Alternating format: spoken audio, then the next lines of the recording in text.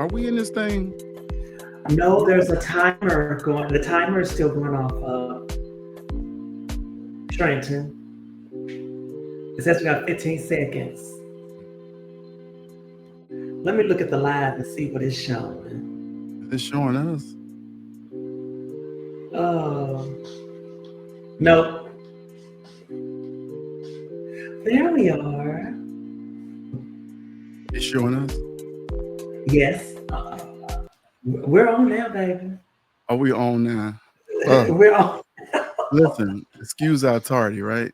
Excuse our tardiness. We did not want to be tardy for the party, but we had some testicles that was difficult. Honey. No, I'm just playing. And we don't like it that way. Oh, you like it that way? I said I don't. Oh, okay. You don't like when it No, difficult. How are you doing tonight? But I'm okay. I'm okay. Just okay. This week has been a lot because we have to submit our final budgets to the state tomorrow. Because today is Thursday, so it's been a rough week. Okay. And so how like you can work with people so we have this lady that's over. She has to review all of our budget plans and work plans and stuff like that. But some people's sense of self-importance be so strong that they have to feel like, even if your stuff may be good, they always got to give you some type of feedback to send you away to make you go fix something. Yeah. So it's been like that all week. And these plans are really involved. And you have to include people's salaries, their healthcare deductions, the taxes deductions, all this kind of stuff. And I was just like, you got a strenuous job. Do you think y'all need to add me so that y'all can pay my mortgage this month? I mean, I got to the 15th now. When you buying a house, you got to the 15th. You ain't too late until after the 15th. You think y'all can help me out a little bit? Well, if you were in Ohio, yes, but y'all probably have services there, but you probably wouldn't qualify because you probably would be over income. Oh, I ain't making no income right now. So you haven't had any income within the last 30 days? Yeah. So y'all got me? Well, we can't, but there's probably an organization there in Georgia that could take care of you. I'm just playing. But I still don't think you would qualify because they would ask for your tax returns. Oh Lord. They gonna see all that. They gonna see all that money. They gonna say, "Oh hell." They gonna say, "You need to help us, motherfucker." How is your week been? My week has been pretty good. I'm excited because one of my homegirls that got locked up not too long ago. She's a professional booster. She get out in the morning, and I'm going to get her, and so I'm kind of excited. I know she wants to. You're not about to take her boosting, are you? I have taken her boosting in the past, But hey, give me a little discount on my items too. What type of items do she boost? Like purses, clothing, just all kind of nice things, like really. Yeah, that girl. So would she be at the pageant in about 3 weeks? Oh yeah, she got some nice things too. I may have to visit her trunk then before her trunk be lit. Dominique, yes, we had a 2-day event last week with Naomi Michaels that we pre-recorded and a lot of people tuned in. What did you think about it? What did you think about the interview last week? Wait. Well, as you know, when we first recorded the interview, it was hard to decipher how it was going because Naomi she's very animated and she has a lot to say, and so it was just hard to kind of pick out whether the interview was good or not. But then when I watched it, when it actually aired, in real time, in real time, it really, it all came together. it didn't seem as chaotic as it seemed when we were recording. It was just like, oh, that went better than what I thought. Not on her part, is not what I mean. It just seemed Right. like we just had because we were both shooting questions at her right and left. So I really wasn't sure how that was going to translate. Mm-hmm. But but the one thing that I think that I took away once again, that it proved the point that we always want to judge people, Mm-hmm. but not really know the what Orders. we're judging them about, because we don't know why they are the way that they are, and the things that once again that may trigger them or that has shaped them into the person that they were. And so the first half, she was a little contrary, um, but then in the second half, I think that she really, I think, looked inside to Mm-hmm. me. And I think that she wasn't afraid to, because I think that Naomi's one of those people, and I could be wrong, that always has, because like she said, she doesn't feel protected, and so she seems Mm-hmm. like someone that's probably always on the defense, because that's what she's looking for, people to be on the attack. And Yeah. so I think the second half, she was finally like, they're not here to damage me or hurt me. And she really leaned in on how she really felt, and she really spoke those truths in the second half. And it was so yeah, I enjoyed it. How about you? I enjoyed old Naomi too. Like I said, we go way back. Um, I enjoy talking to her and getting to talk to her about different things and stuff. I think it went well. Mm-hmm. You Mm-hmm. know, tuned in really good for it. And it was interesting. It was. I'm happy she got to speak her piece. You know, and now she's on her way to, what did she say, Paris to study I think she's on her way to. I think it's London. one London Bridge is Yeah, falling down. she's on her way to Europe to do something really big. And I'm already here. and I'm already here. hmm. Oh I'm yeah, already here. you're already go. You can go pick her up from the I airport may pick her too. up from the airport. Hey Paula. And Hey Sneaker. Hey Tristan Biggs. Yeah. I'm just glad that she did something for herself. It Me was too. really great when she said, "This time I'm not putting all my money on this. I'm doing something for me." And that was just really great to hear, because the only love that you can ever really count on is the love that you have for yourself. So I'm Mhm. just I'm just glad That's that why I she's always beat my putting meat up because I love myself. now. I, Now ain't that a part of you loving say yourself? You got to touch yourself. you When you love yourself, you have to touch yourself too. well, that's making love to yourself. But then it's a part of love, though. It's Not all all, not all always, contrived because in that one word. some people have sex with people that they don't love. They just enjoy it. Oh, that's true. That's true. So That's true. So not that who? we're not we're not not what we're so talking about. Trying to justify justify this shit. self So who? pleasure So who do we have tonight?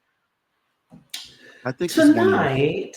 Soras, or then he's now inducted into like the Usofa Family Hall of Fame. I mean, you like an alumni now, right? Because Right. So that would make him one of my frats, because the frats. Okay, teach girls, me. the Teach girl, me the girls would be the sorors, the and the Sora. boys are our frats. Yeah, Oh, and so oh. See, I I dropped met out in the him, 11th, so I don't know this college talk. but I never had no he's plans on going to college. never. Did you Hell start? no. I felt like, ooh, I don't know. I just felt like I had been in school all that time. I didn't want to go back. One day I just walked through the front and I just looked around the hallway like, let me go on back out the back too. And I went out the back door and I never came back. Well, my family, my great uncles and Hey, aunts were Nicole. educators, so we kind of didn't. Well, I didn't have a choice. because when my dad moved out of the state and my mom was incarcerated, I went to go live with one of my great aunts, and so her husband Your mom was a was a thug too. college hmm, Your mom was in jail, she baby baby. she was, My mama stayed honey, in jail. And let me tell you my something. step, uh-huh. Every time my mama called, she had a friend on the phone that you had to make a three-way call for. Hey, can you call such and such? I used to hate that shit. Did your mom ever do you like that? She did not. She was just called just directly to talk to her. But yeah, but my stepdad worked for this really major furniture company there in Arkansas. And so, child, late, and for some reason he had keys to the building. And child, late in the midnight hour, they would go in that warehouse and fill up a U-Haul Thank you, and Vanderbilt. go What? make their sales. Oh, baby, see, listen, see, your mom may know my friend is about to get out because, baby, he don't play with the children. I'm But telling she you. don't know nobody now. She dead. Oh Lord, rest in peace, mom. Yeah. But my Rest in mom peace. was yeah. Did you know? Hey, Yeah, my mom. Listen, I understand all of that. My mom ain't shit, but I love him. I love my yeah. mom. But back to who we got tonight. I know, right? This young man, I always say, there's a saying in pageantry that if you, in order to be a gracious winner, you first have to learn how to be a gracious loser, right?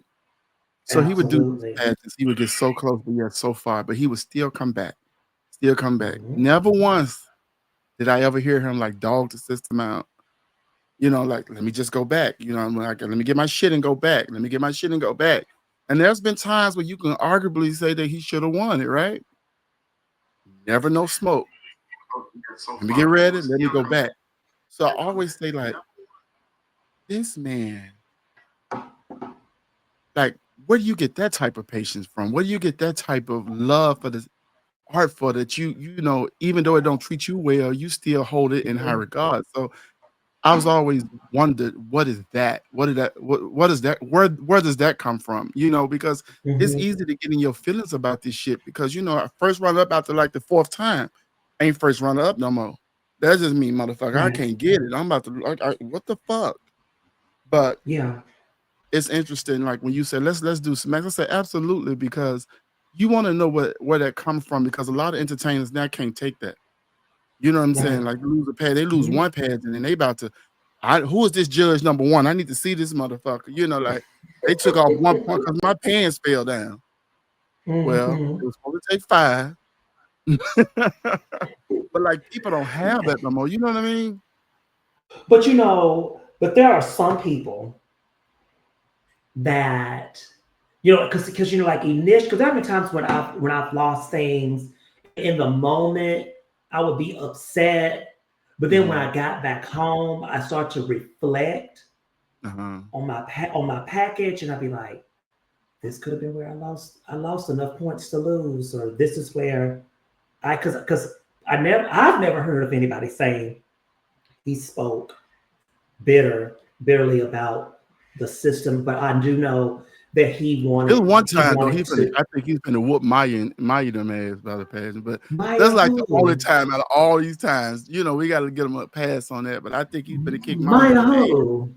Maya who? Uh Maya Monroe. Was she a judge? No, it's her page. Oh, I was talking about just I was just speaking about USA. But yeah, let's talk about yeah, we're gonna Li- ask him about Listen, his without his further ado, little let's bring in the things. 10 dancing toes, the Mr. Boogie himself. You know what I'm saying? Let's bring in Smaxx in this piece. What's up, Smack? Good morning. What's the deal? Hi, how are you? I'm good. How are you? So before we You, get into this interview, now hey, tell us the Lori. story about how you were about to fight at the pageant. You know I what? was not I about to did hear fight. about that. Huh? I did hear about that. Never mind. So anyway, because I want to say that Luther went live or something, and he was on the live talking shit. And I was like, what happened? So please tell us this story. I What mean, happened? And this is my only time ever hearing of you doing anything like that. Like you usually don't mind them playing in your face. And you know, it felt weird because that's not my process. Like my process is get in the car, call who I need to call, or talk to whoever's driving and say what I need to say. So therefore, by the time I get out the car or get public, I said all the stupid stuff. So now I can think clearly. But I mean, this time I don't know, like looking at the score sheet and then I think it was like I got docked because I wasn't creative enough, which kind of was still subjective. But then it was kind of like, well, wait, if I knew creativity was a thing, I would have put more effort into it. So I kind of felt like every judge kind of looked at me like, well, what he got going on? I mean, of course, this was the end of the night. Emotions were high. It's a pageant, you know, we drink and stuff like that. So when I saw that, I just kind of asked him, like, why was I docked for creativity when creativity wasn't a requirement from my understanding? And then it was like, you know, it just got heated. And then it was like, I remember like multiple people talking to me. So then I immediately was like, whoa, hold on. So then it got louder and louder. And it was, you know, I felt bad about it because that took away from like Ty's moment. Because I think that was Ty's like first win. And me and Ty are cool, and I didn't have an issue with him, but I did, you know, feel how I feel about, you know, the situation. So, you know. Okay. And in those moments, your emotions are high, and the only thing you care about is what you're feeling in those moments, especially when because I don't think people understand it, and you tell me how you feel about this. I don't think that people really understand not only the financial investment, but the emotional investment do you agree? And are you that type of competitor? Because some people just compete and they're just like, yeah, whatever. But obviously, because I only compete for stuff that I care about or that I really want to be a part of. I mean, are you the same way? Well, I enjoy competing. Like at one point I did want to be like Mr. Everything. So I wanted to be the E guy, and I wanted to be Mr. 7-Eleven, Mr. Black Continental, Mr. like all of that equally, because I just wanted, like, that was one thing I respected from people like Monty. Like everywhere I went, even though it was a backyard pageant, his name was on the roster. Like I respected that. So I wanted to be that at one point, you know, but you know, I got too used to losing to where after a while it was like, oh, I won't come over here again because I didn't like how this felt. So I had to kind of and people that respect me kind of told me, you gotta respect yourself a lot more than to put your talents and your presence in certain places that don't deserve you, because they'll show you that they don't want you, and you may be a benefit to them, but oh well, that's their loss. Right. But, so what was because we're going to go backwards a little bit, but since you're wearing your things, you've got your it took me long medallion enough to get it. on I invested. and all of that. Finally, Mr. fucking US of A, finally. And forgive Trent for calling you my soror. He should have been calling you my frat. Your frat. But, you know, I didn't know if I said frat that it would be insinuating that you was a part of a fraternity. I don't know. Like I said, I dropped out in 11, child. I don't know about college and all that other shit. You know what I'm saying? But I'm so happy that you finally got that dream realized, because you was going hard after that dream. And I know people that would have stopped a long time ago. You know what I'm saying? So, but we'll get into that too. But we want to know, where is Smaxx from and how did Smaxx get started? I'm originally from Miami, Florida. Dade County. And the very first pageant I did was in middle school. It was Mr. Spartan. I was in the 7th grade, and I remember my mom took off work, and I didn't win. I got first runner up. And I remember I was crying because it was like so embarrassing that I lost, and my mom took off work, but she was so proud. So I remember it was a picture of us standing there, and I looked so sad, and my mom just smiling. So after that, I kind of got a taste for, you know, pageantry. And, you know, like high school, I was Mr. Junior, and I just did like stuff like that. Then after high school, I went to FAMU. I was in Boys of Poison. It was just dance, which is a dance troupe. So after I kind of stayed too long in college and I kind of aged out of that, I started seeing like performances and and drag, and I got introduced to that. So that kind of kept me on the mode of the arts and wanting to perform and things like that. So in So are you a Tallahassee, trained dancer? no. When I was younger, Really? like I Okay. asked to dance like with my parents. Like my mom wasn't necessarily for that because she Thanks wasn't for gonna around. push me into that. But all of my best friends were in that, so it was kind of Okay. like when they would leave class, we'll meet up and I'll be like, okay, what did you learn today? And they'll kind of train me secondhand. Oh, okay. Okay. But yeah, Okay. I was But still it was close enough already to say I was trained, but I wasn't. in a sense. So it's just innately in you. Yeah, I've always Mhm. loved dancing and wanted to dance. I just never had like, you know, not as much proper training as I may have wanted to. Mm. You would think So were that you you are into trained. theater at all? Yeah, I've taken like acting classes. But I was more into to the dancing. Like I tried to go the acting Okay. route. Um, yeah, and I've tried like photography. I've tried like every aspect of the arts, but dancing just came more fluid with me. Like it just didn't seem as hard or as forced, or Okay. it just didn't seem it seemed more impactful for me because I dance daily. Like I'll be at Walmart just dancing through the aisles. If I get stressed out, I put Mm. my headphones on and just start dancing. Like it's something I do daily. Like I'm in the gym and I lose myself in the gym. So who first recruited you as a dancer? Because your career started as a dancer, then you went into male pageantry, or were they Mhm. both existing? Okay. So who was the first queen that said, "Ooh, I need you in my talent"? Believe it or not, the first person I danced talent wise was for Maya Monroe. Shout out to Maya. Yeah, she got me hipped onto like what it was like in pageantry. Like I've been at pageants, but being a dancer is still a different avenue of it.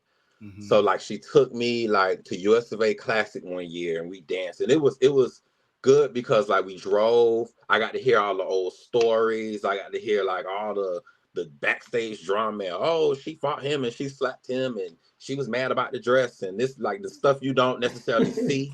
Hmm. So, Uh-huh. she took and the first like choreographer, like company wise, that I danced for was I don't know if it was Toby or Farrah first, but I believe it was Farrah out of town. So yeah, Maya got me hipped onto that. And then honestly, going with her the few times that I did go with her before she won, that was when I got hooked on the US of A. I was like, I can do this. Like I can see me right there. Like and a lot of other pageants that I compete in, I can see myself being that, but like Mhm. I can visually close my So eyes and even see though you were myself seeing her with lose this. the pageant, you still can envision yourself winning it. Yeah. Yeah, Okay. that was like What about it I though? had dreams at night about being Mr. Gay US of A. Like, and I have dreams about other pageants, but like it kept me up at night. Like Oh shit. I believe I probably lost friendships out of this. And after a while, me going back wasn't for me. It was because so many people still believed in me that I Yeah. couldn't let them down. Like I had to keep going. Like that was a big motivation, the people I had with me. So Mhm. But what Okay. about being there made you want to be a part of it? um I felt like the things that I take for granted or the things that I feel come natural are appreciated. Like with me, I don't want to say black pageantry, but with me doing pageantry in the South as opposed to in Texas, like the South grooms you, Mhm. and outside of the South, they just appreciate you a lot more. Like they keep you motivated and lifted. But Southern pageantry is going to make sure that you look your best. You present yourself as the winner, but you may not necessarily feel good about the process. So I Mhm. kind of had a good balance of both, and I kept going over it because I felt welcome. Like the first time I went, it was 25 people.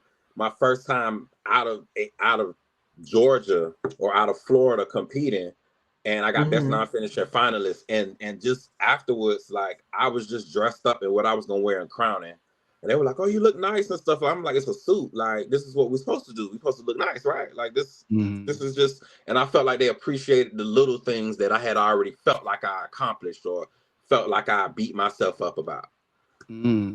So, do you find that black pageantry is more?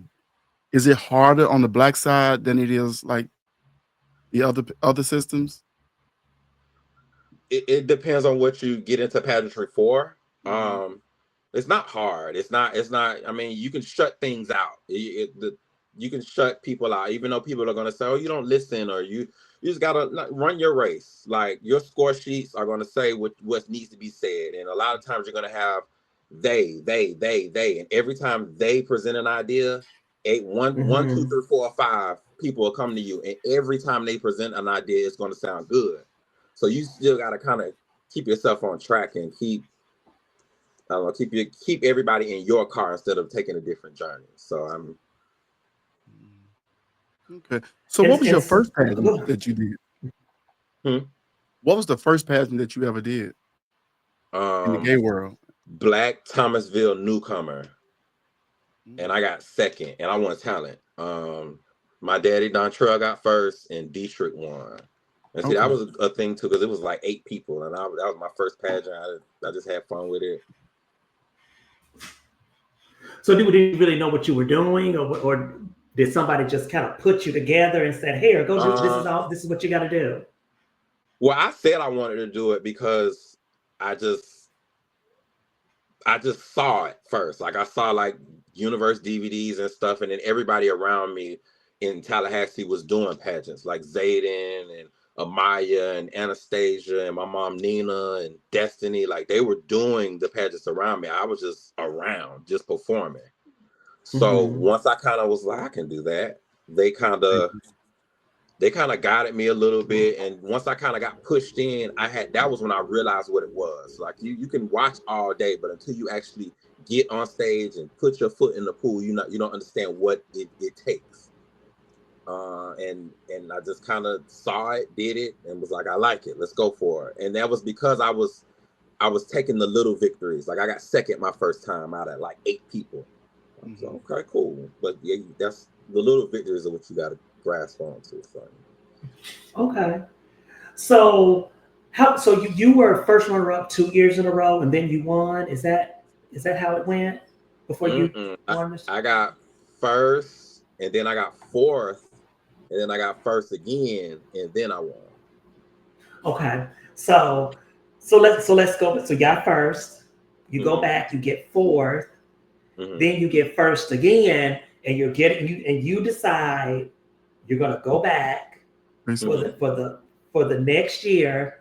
So are you thinking, oh my God, I've got this? Or are you going, oh my God, what if I fall out of first again? I walked in and was like, I know I got to get this. Like there is no accepting, no, like everything that I did felt uncomfortable because I felt like it was out of the norm for me. But I think I needed that. Like I needed to get out of my zone and step into the mature Catrevion, and I needed to be him. And honestly, when the whole time I was there, I didn't think I won. Like I felt like I was like, okay, like this is my last time doing this because this is going to be embarrassing not to win again. And I was on the wrong side of history. Like I've done the pageant the most. I've competed at USFA, Mr. Gay USFA the most out of other competitors. How many times? To me, 7. I won on my 7th. You won on your 7th try. Yeah. But so you always made the top 5, that was the wrong right? side of history. Why you say you on the wrong side of history? I mean, that's commendable to say I was that determined, but I mean, to me, it still was 6 times that I lost. That's what I hear, and that's what I felt. So I just, yeah. Do you still feel like that right now? No, because I won. So and I've learned that like that's to me, I'm in a generation that's I'm too young to be old, but too old to be young. So I'm in the middle. Like that's a new age mentality to say, hey, I'm only doing this 1 or 2 times, because the people I respect go to pageants 10 and 12 times before. And so everybody can't win the first time. So I understood that. I it was hard, but that was just one thing I've always respected about people. Like they can get up there and smile and then clap for the next person. Because when it's your turn, I expect that for me. I don't want to take that from anybody else. Yeah, and I always wondered that about you. Like, what is your sign? Capricorn. You're a Capricorn. I find Capricorns to be mean because my brother was a Capricorn, right? But each time you don't win, you can stand in those lineups and and even on your face, you don't even look defeated. I don't know. Did you stand in the mirror and practice this shit or something? Because you don't even feel defeated. Like, you just be like, and I'd be like, Yeah, damn, I I've been want to able stand. to hold it until I get to the car or until I get to the room, and because Uh-huh. I never wanted people to see that breakdown of me. Like like being vulnerable in that moment or in that way is not a thing for me, because I feel like leading up into the pageant, I've like kneeled down and let the world know I really want to be this, and Yeah. I'm really going to be this. And then it's like, oh shit, I'm not this. It's like, okay, smile, get to the car, and it's like, like, Which pageant has broke you down the most though? Because each time it's like a hit, right? yeah. Um,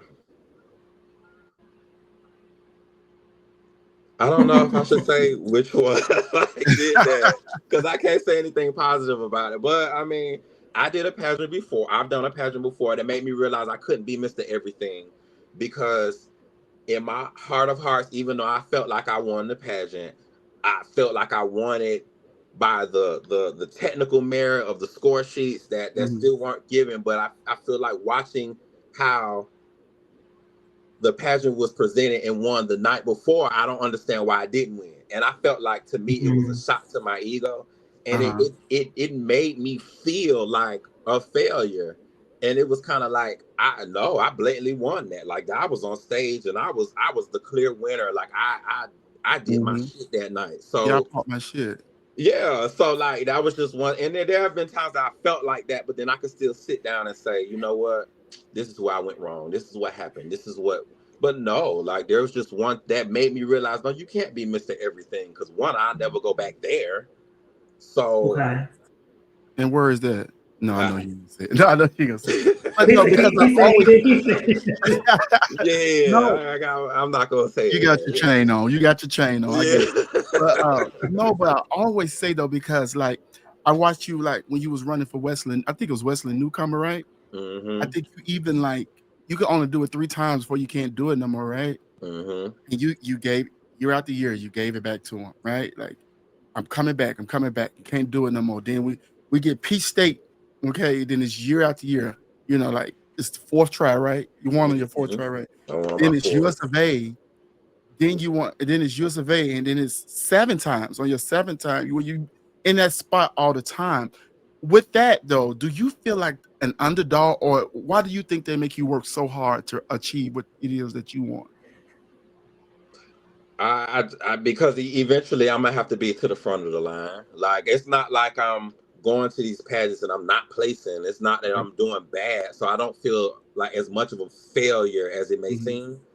But I go back because I feel like with pageantry, the little victories that night are very important. So I enjoyed the experience.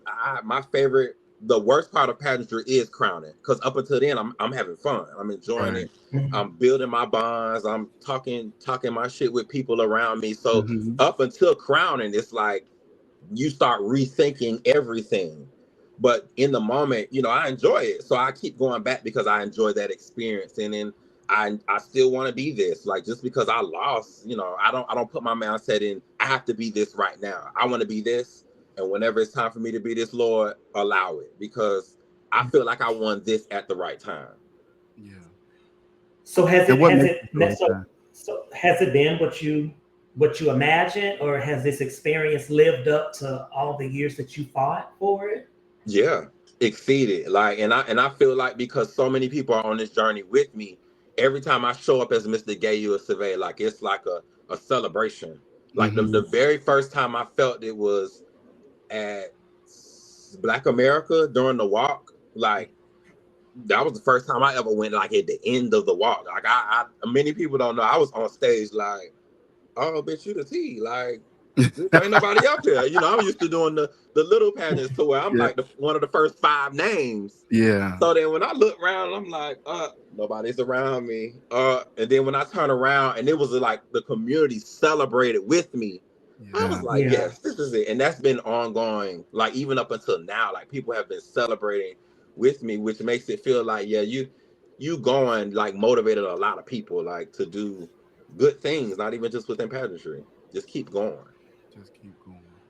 Wow. So what do you think your legacy will be then? What are you gonna leave Dominique, they behind? saying it was Dominique. They saying it was Renaissance. You ain't got to say nothing. Okay. Blink one time. Okay. Blink one time if that's true. Next, just blink one time if it's true. You won't be the That's it. That's it. Because he put his hand up over his head. That's it. He didn't say it. Shout out to The Randall. folks said it. So, but what do you think that your legacy will be? What do you want to leave behind as a piece of you with the system? To enjoy this. At the heart of hearts, I'm an entertainer, and so like the worst thing anybody can call me is boring. Like so, I leave a legacy of just always having fun, like always presenting that positive energy, kind of, you know, when we come to pageants and go to the club and stuff like that, that's a release from what we have going on in the world. So I want to I went out and I had a good time with Catrevion, Mr. Gay Usofa. Like I kind of wanted to be that. Like I want to leave a legacy of positivity. That's great. Nice. That's great. Nice.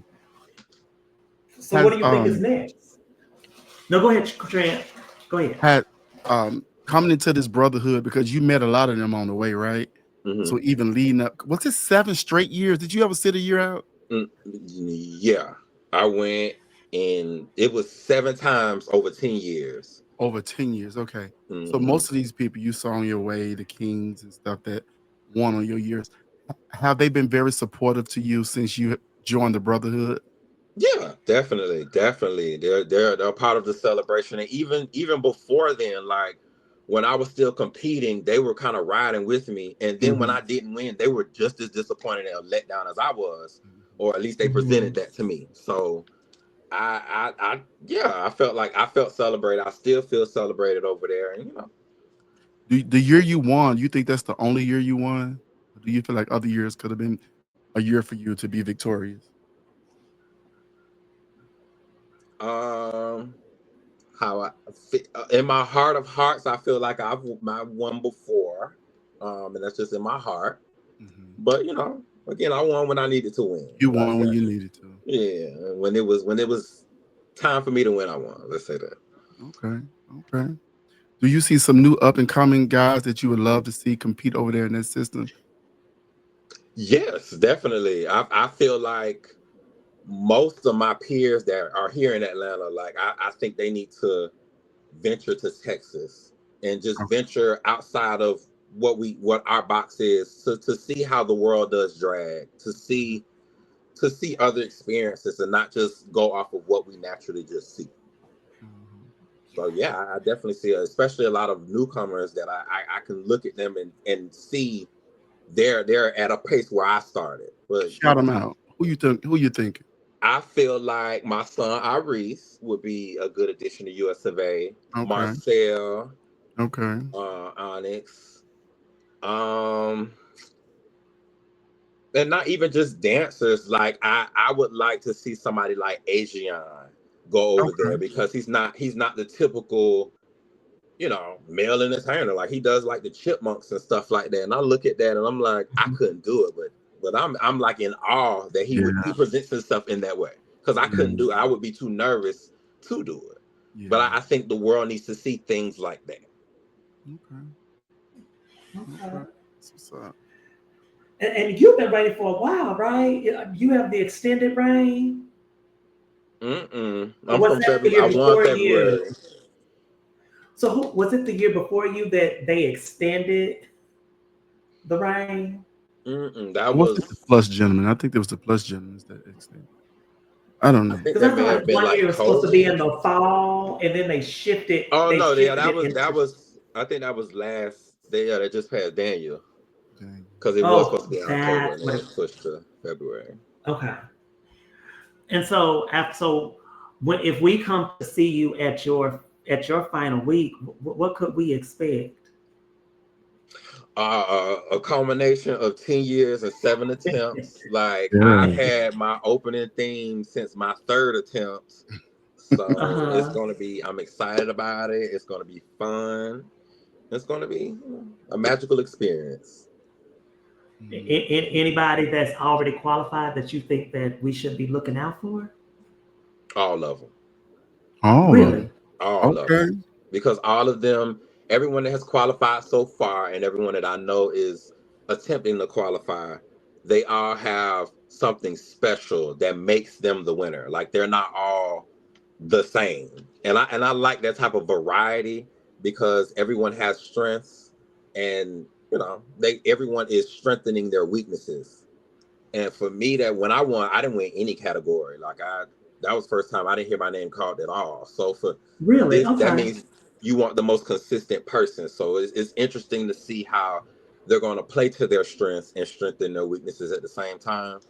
And we get a winner. And I So know what that do this you is feel going to like win. your weakness was? Because 7 attempts, right? We keep going back to 7 attempts.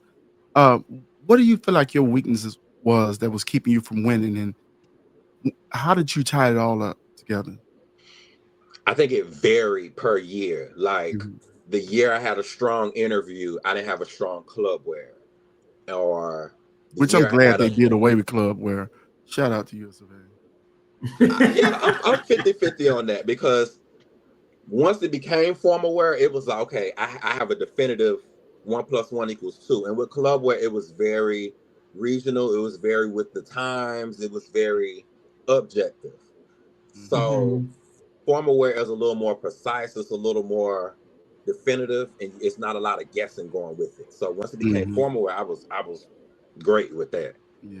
And I think I just kind of needed to find my niche. Like I won interviews some years, but then I Mhm. got comfortable and then I didn't win the following year. So then I had to find the right way to maneuver my interview. And then talents were up and down. So I had to find everything to make the perfect talent. And then, formal wear was just I led with my heart on that. Like once I saw it, that's it. Mhm. Okay. Wow. So after you step down for this, do you plan to continue to compete? Is there anything in particular you're looking at or you have thought about? Yeah. I mean, it's still a lot of stuff on the list. The immediate plan after would be to go to Mr. Duval because Okay. I've done that, I think 3 or 4 You're a former times too. newcomer, Duval, right? Hmm. Okay. Okay. Okay. Do you foresee yourself doing the black systems? Because you don't participate that much in the black systems, right? Is it a reason you don't, or you just waiting, keeping them last or something like that? Um, realistically for me, like I have to see myself in certain aspects or on certain stages, and it's just certain stages I don't feel like I have matured enough to see, or yeah, it's no reason I haven't.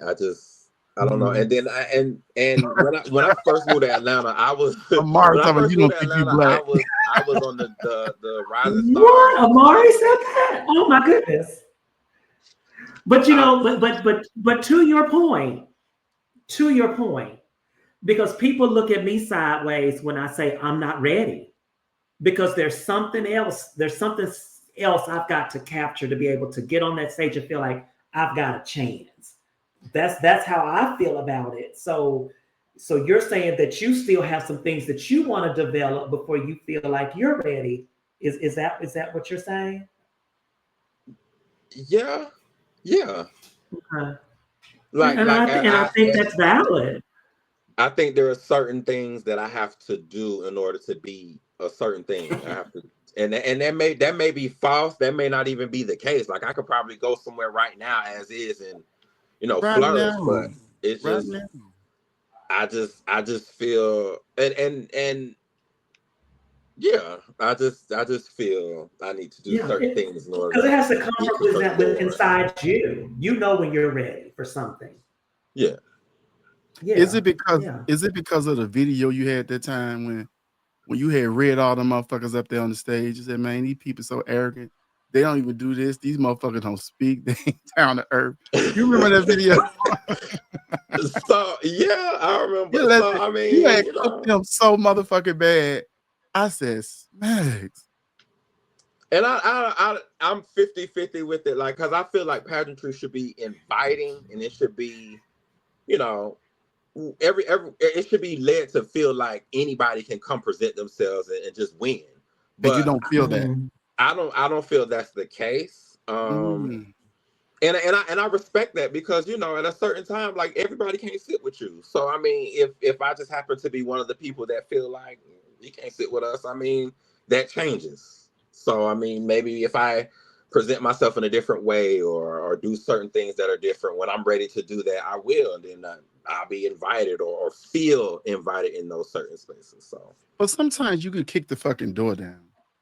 yeah. Sometimes you could, sometimes when you're not invited somewhere and you go anyway, like you be like a plus one with somebody and you end up being the life of the party, right? But And it would have been less interested hadn't you ever came, right? So sometimes you got to knock on that motherfucking door, say, I'm with such and such, and come through that bitch and wreak havoc. You don't think that? sometimes that type of rebellion isn't it's a 50-50. Like, it's either I know, met but with, like, who told you to bring the plus one? The plus one can leave with you, or it can be like, oh, the plus one is T, he can stay, and yeah, he can it just stay. depends. But you So gambling, you got to take the chance though. yeah, Because you gotta take the chance. It's I, just I feel like on this side that it's not enough of y'all like ent- entering the pageants over here. You know what I'm saying? Like, I know we think it's one thing, like it's hard, and it is hard because, like Dominique always say, black pageants is a different skill set. You can go to Continental, and a girl can wear one hairstyle the entire pageant and win the pageant. If you try that shit over here in the black system, they're like, bitch, you ain't had no money about no hair, type thing. You know what I'm saying? It is we judge each other harder. You know, we are expected to make people run around the room and change the seating charts and shit up when you walk out, you know what I'm saying, to even get a 10 or a 9 or something like that. And it is a different skill set, but you have everybody around you and everything you need, because when you do something, I see a lot of support for Catrevion. You know what I'm saying? It's like my brother, my brother, my brother, my brother. And people be down there in droves for your motherfucking ass. So I know you can get on that stage and say, nigga, I'm here. Because wouldn't it feel good to be amongst your own? Like, I'm not saying, of course, get the US of A's and Continental, because that's crossover pageantry right there, mhm. But yeah, but you feel how you feel. Yeah. I mean, being amongst our peers is great, and not saying that I'm knocking it or not even going to try for it, but I do want to be a person that's accepted everywhere. So I think it's, Yeah, my peers are always going to be, when I come home, the family's going to be here. But then, if I have the opportunity to go to Egypt or Puerto Rico or go to Antarctica and perform, yeah, let's go for it. Like, now we're in a day of social media, so of course it is easier to get somewhere. they So Tracy. I'm okay for that. Okay, Okay. okay. So when you think about the male entertainers of the community on either side, who have been some of the people that really inspired you, that you were really like, I really like, his direction, or I really like what he's done in the community. Who's been some of those people? Who has been that person? The very first male that I saw that I emulated, I stole his choreography. Oh, don't speak Um, my name. like, I was him, like Kayvon Iman, because, like, I Mm, think it was shout out to Michael Universe Jackson. 2006 or 2009, that first DVD, and he did Prince I Would Die For You. Like, Oh I yeah, was like, wow, like, I'm trying to be a boy, and y'all are living for the Butch Queen. Like, this is okay. Like, I can yeah, do this, I can be this, and that made me feel more comfortable to be myself, accept who I Yeah, was. Like, because masculinity is subjective, but it was always a thing that I felt personally that I needed to be. Like, when I was younger, I always had to, like, be conscious of my walk, because I felt like, oh, they can tell. Like, I want to blend in. I want to I want to appear to be the trade. Oh, you want So to be the trade? yeah, I didn't want to stand out. Like I had a Napoleon complex. Like I wanted to be the baddest in the room. Like I wanted to be. I walked in and I wanted to be. I flared up because just didn't want to be looked at in any type of way. So that was so with pageantry. Like Kayvon was that because he helped me feel more comfortable. I can admit, like coming into pageantry, I led with my stage presence, the fact that I can speak, the fact that I can dance. So like the hardest part for me was the masculinity and what I was wearing, because I can put on a cat suit and feel comfortable and be good. But If pageantry I is had more your than just body, I wear cat suits on a daily. Like I will go to the grocery store in cat suits. I if really I would. could, I would. You can. If I go like how girls be walking around with bonnets and they little shorts and stuff like You that you and should they wear cat cat suits suits. to the store. You will upset the Mm-mm. store. But let me tell you, when it comes to like masculinity and pageantry, what is your feelings behind that? Because we are really stuck on that. And people say it's like a what do you call it? It's like a contradictory sometimes, a contradiction sometimes, because like we always tell the girls they must be feminine, right? And Mhm. if we see a girl who has too much masculinity in her movement, we take off right. But when there's a guy, we expect him to be masculine, and sometimes when they're feminine, we kind of let it slide. Like, what are your views on masculinity and pageantry? It's a double-edged sword. Because I feel like it's Mhm. something I've worked on or needed to work on. Mhm. I feel like it's necessary. I think it does. How you present yourself can affect the garment. Like two people can have the same thing on, but Mhm. one can sell his garments the better way. And I'm not gonna say masculinity is better than the femininity. Just whatever is better for you, because it might be better for me to be a butch queen. It might be Mhm. better for the next person to be the most masculine, hyper masculine male. The next person might be like a Saucy Santana. So whoever has the most confidence should be, to me, the Mhm. winner, because everybody can't be the butchiest. But I am subject to looking at people on stage and be like, ugh, okay, like don't let it take over. So Mhm. I'm 50-50 on it, because I'm in it and I am not the most masculine but I do understand what the masculinity can be a better thing. So Mm. So then my question is then, why can't, because I know it's a competition. I know people say that they're looking for a certain thing, but why can't pageant be reflective of the community itself? There's different types of Mm. people in the community. Why can't these pageant winners reflect the community? Everybody's not the same. yeah, I agree with that. I think that, but I'm not necessarily sure whose fault that is. Um, Hmm. because there are certain groups in the community that like the masculine or the trade or whatever, Mhm. but secretly live for the butch queens. Same thing with the girls. Like a lot of the girls, they'll be hanging out with the people, but they don't want to hold their hand in public. Like it's a lot of that going on in every aspect of the community. Hmm. So I don't know who's to blame for that, or how that can maybe stop, if everybody can just accept people for who they are and what they are. If somebody says they're a tree, then they're a tree. Like, just accept it. Like if someone Yeah. feels like So they can want I to be, piss on them if they're a tree? Because I like pissing by the tree. if they let you piss on them Oh and that's what they Lord. like, that's what they like. Okay. You know, Okay. people Because like you got that. a tree. You got to get pissed on the Because I tree. just because I just find it so rich how a community that wants to be accepted by the world for who they are, let us live our lives, let us be who we are. But then when it comes to people within our own community, we have all of these standards that we want people to live up to. And I just think that that's just so So nuts. I If, think if another you piece. I think another piece to that is like just if people just live their lives and stop needing people to accept you in a certain way, because if whether they accept you, whether I get called the F-bomb or get called the boy, like at the end of the day, I'm still gonna be me. So that's not gonna change anything. So if we as people just kind of, okay, this person's not gonna accept me for how I want to be presented or how I want them to, that's fine.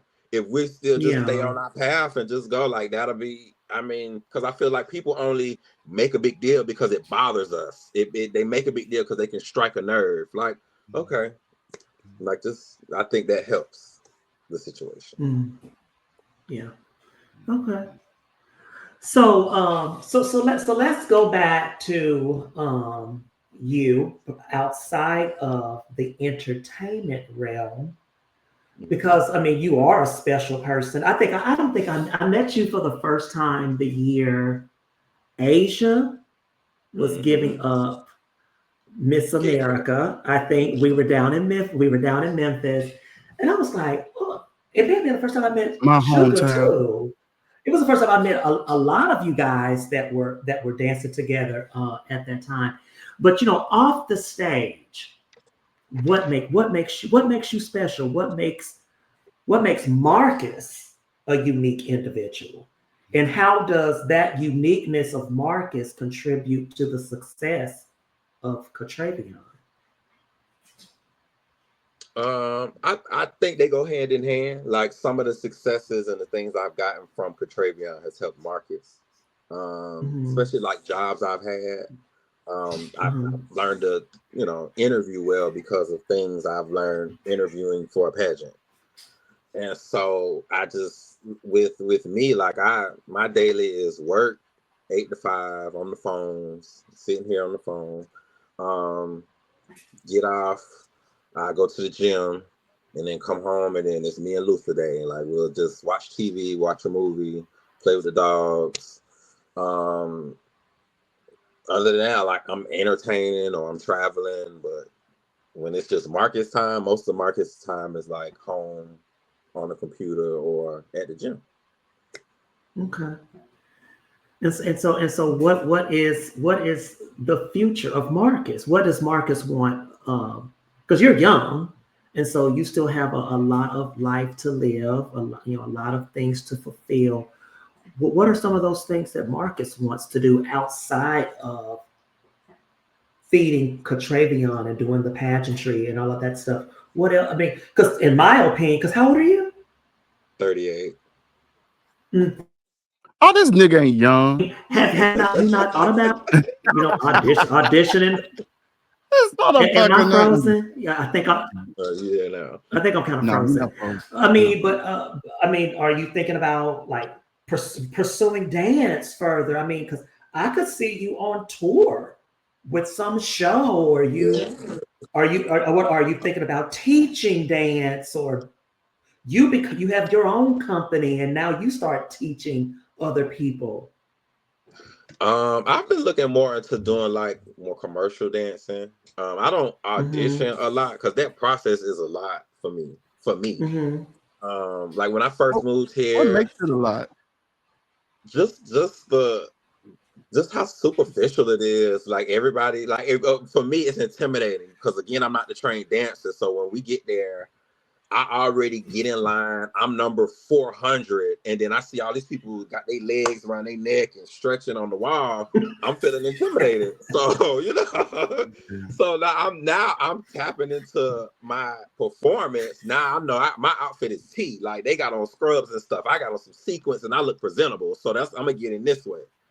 And then to like the first audition I had when I moved here, I auditioned for Candy's Wedding, and I got it. I was in it. Mhm. Um, Oh. just the process, like it just was an all day thing for 10 seconds, and like you can't really do anything. Like when watching things on TV, like you feel like, oh, I'm dancing at her wedding, like I'm about to go get some champagne and take pictures. No, it's very do your thing and go. So I was Mhm.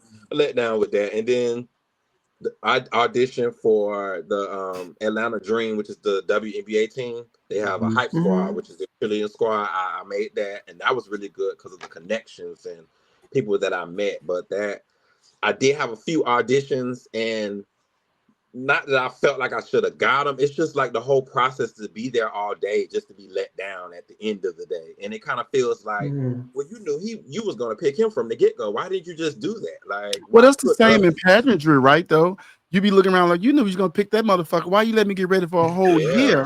And why you let me come to this pageant and goddamn well it's this bitch turn, right?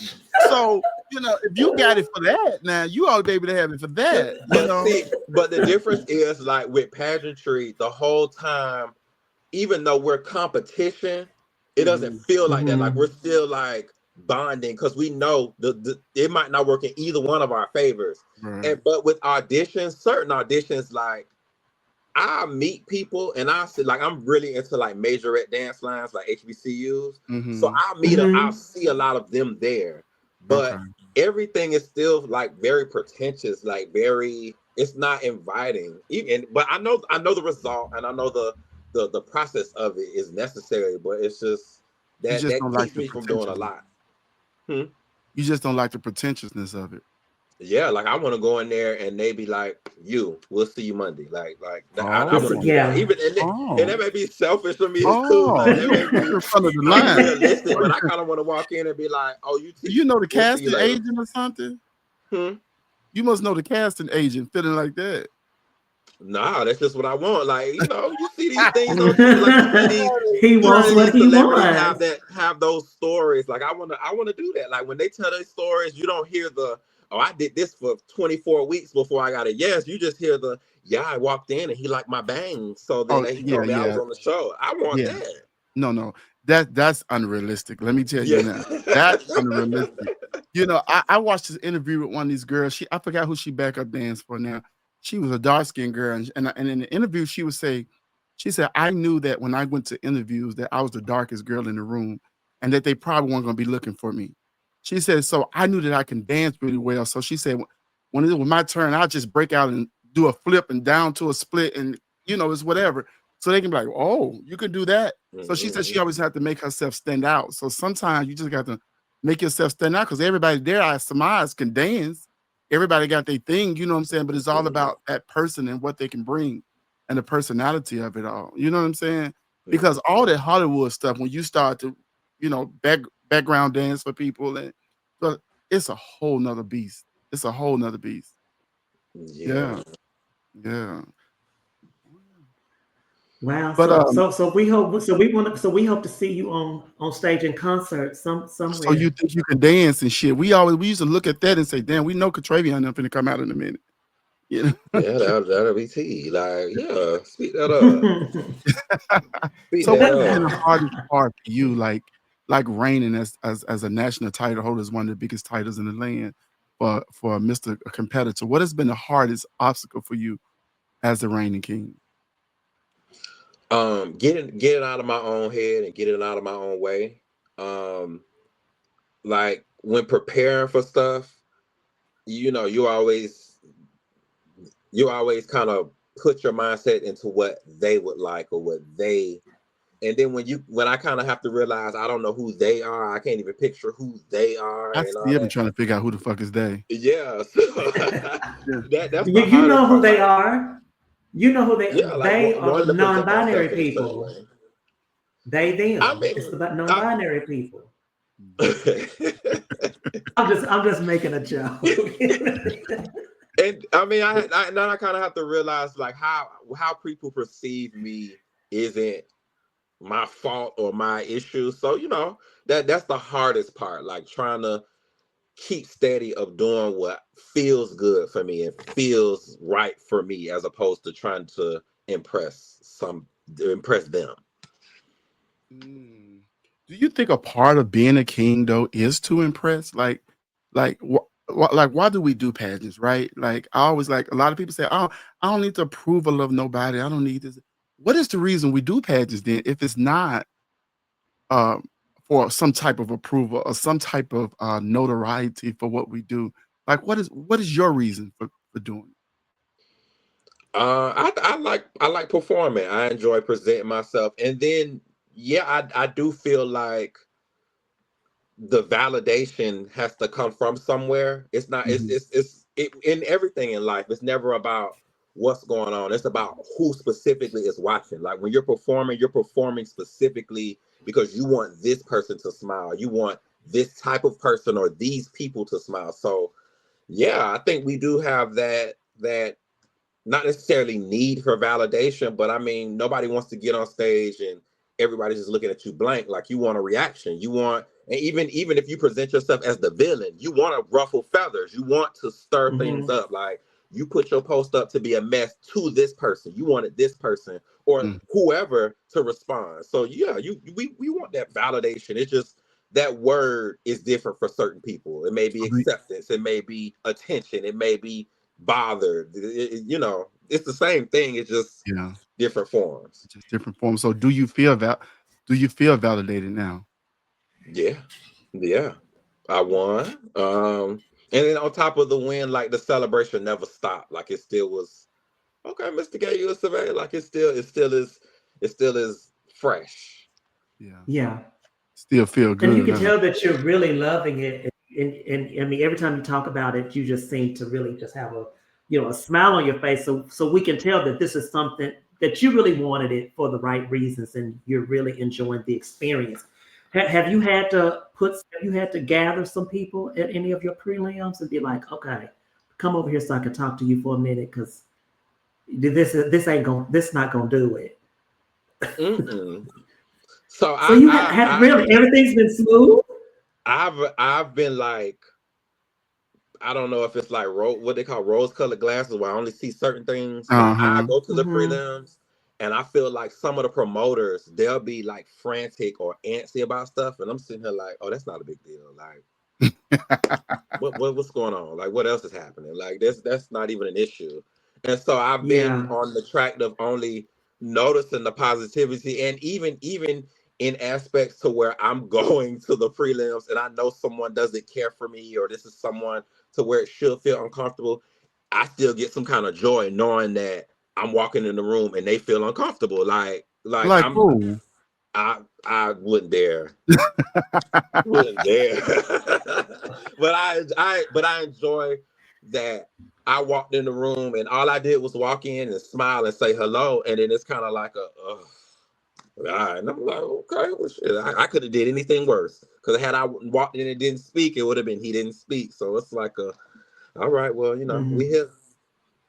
Be ruffled. So did you encounter any people? Because you've had a long journey, you finally get it. Because sometimes there are some people that are around you that be like, every time you don't get something, they're like, yeah, he didn't get it. Did you have any people that really weren't that were not really excited that you got it, or acted different, or was everybody pretty much, oh yeah, I'm so thrilled, or did you have some people that were just like, oh child?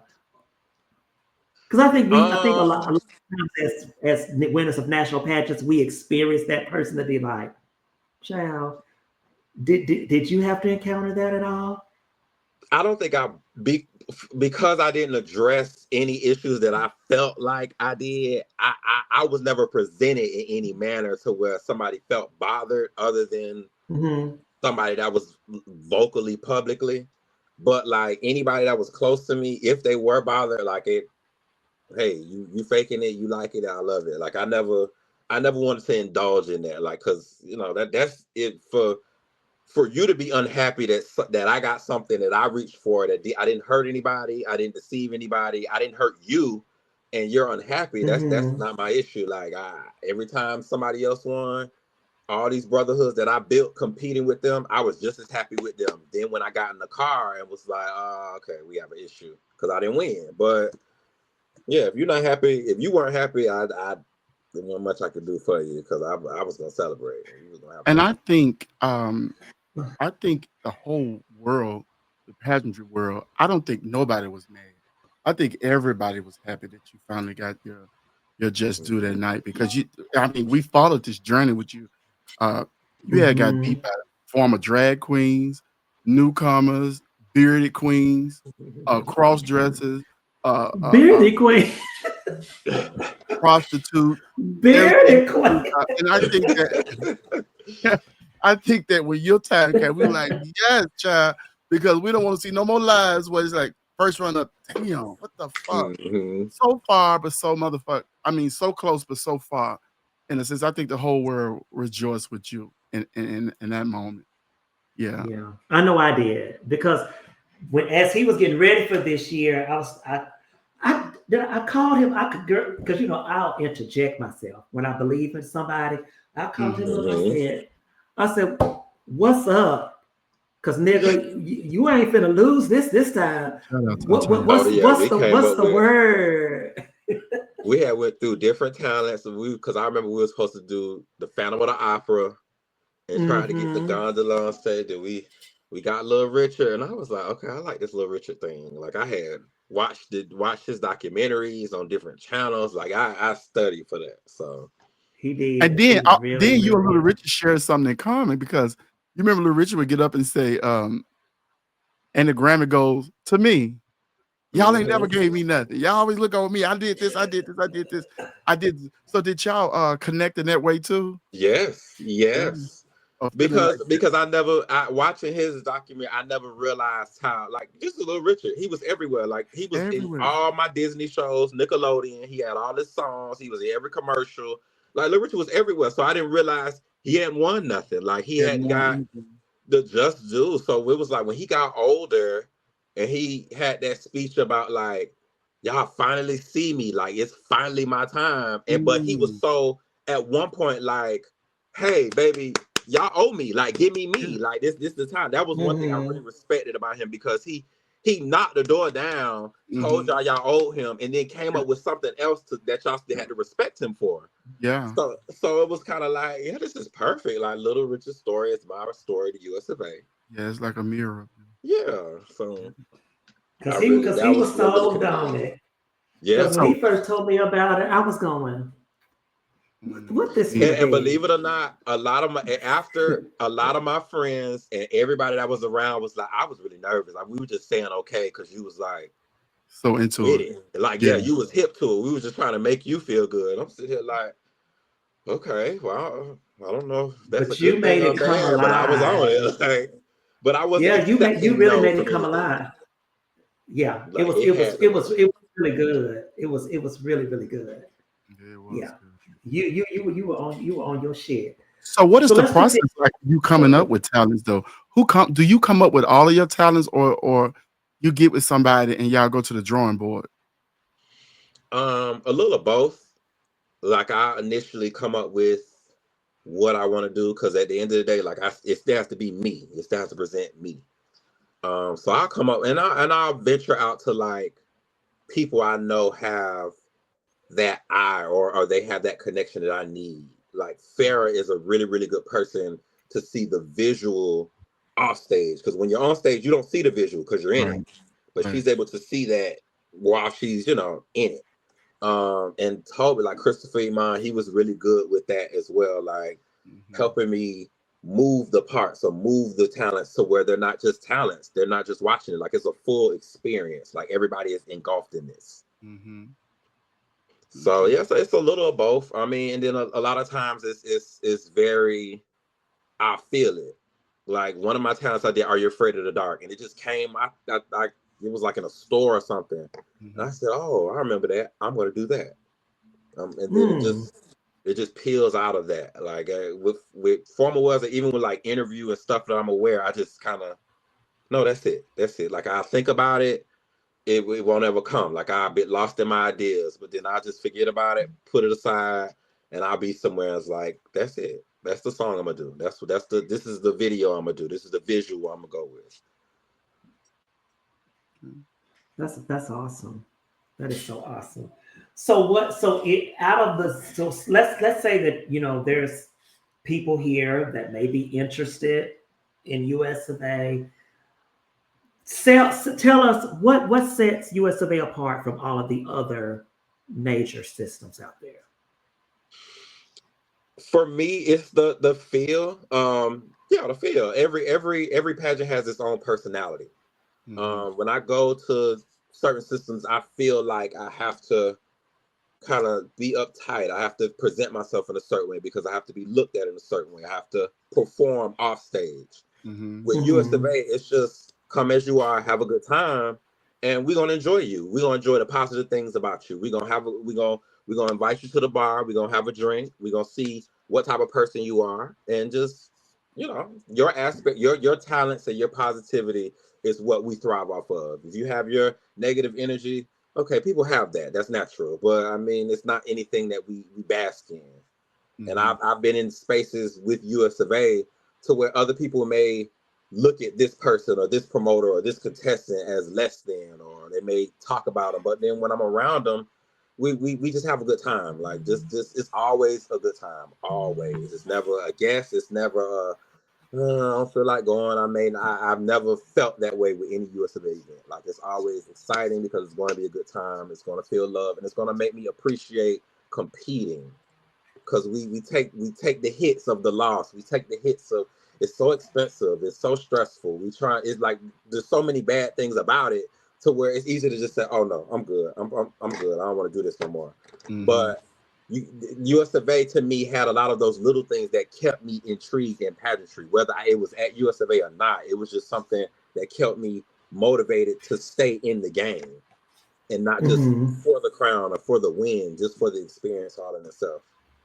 And how do you feel about Darian Ford, which is the owner of the system, right? Has it been a great time with your promoter so far? Yes, amazing. Like when my second time doing US of A, I did Sin City in Vegas, and Darren was there, and that's when I met him. And then afterwards, he became like a promoter for Georgia, and so that was really when I got to work under him. And he is amazing. Like he doesn't want anything but for me to enjoy the experience. When he says this experience is what you make it, he is letting me drive the car and he is in it. And if I need gas in the car, he got it. If we need to wash the car or vacuum it out, the car is done. Like he has been such a support system in this. Anything bad that may have happened, I haven't seen it because it's been deflected and protected before I've come in. So I've never had a promoter that has been literally 10 toes down in any situation that when it comes to me as a person, as the king, as me succeeding. Shout out to Darian. That's That's what awesome. I'm talking about. That's what I'm That's talking good about. to hear. You need that type of support because on this side now, it ain't, you know, you don't get to hear that a lot. You know what I'm saying? Like somebody like riding with you, they just give a fuck that you look like you just got off the table at goals or some shit. You know what I'm saying? That's all they care about over here. So to have somebody go through this journey with you and this ride with you, and they make it easy for you because you are the king, and you want to feel like a king. You want to feel like royalty when you have spent so much money, time, energy, and effort to become what it is that you want to. You want to have a great experience, and that's a beautiful thing. So if y'all thinking about doing USFA, you already heard right here. The king says the promoter is the shit. That he's amazing. Zadiq, you hear that? Get your shit She ready. put her listening ear Zadiq. up. Get your shit ready. Yes, it's going to be an exciting contest. The first week of February in Dallas. Okay. At the Rose Room. At the Rose It's gonna Room. be at the Rose Room. Have to come and celebrate you. I'm gonna have to come too. I'm so glad you won it. God damn. So how has it been? Because most national title holders are single when they're going through their year. How how has it been? Because you're on the road, you're doing your preliminaries, you're doing extra bookings. So how has that been? Has it caused any strain on y'all's relationship, or is he like, oh, I wish you were home more, or how has that been trying to balance the two?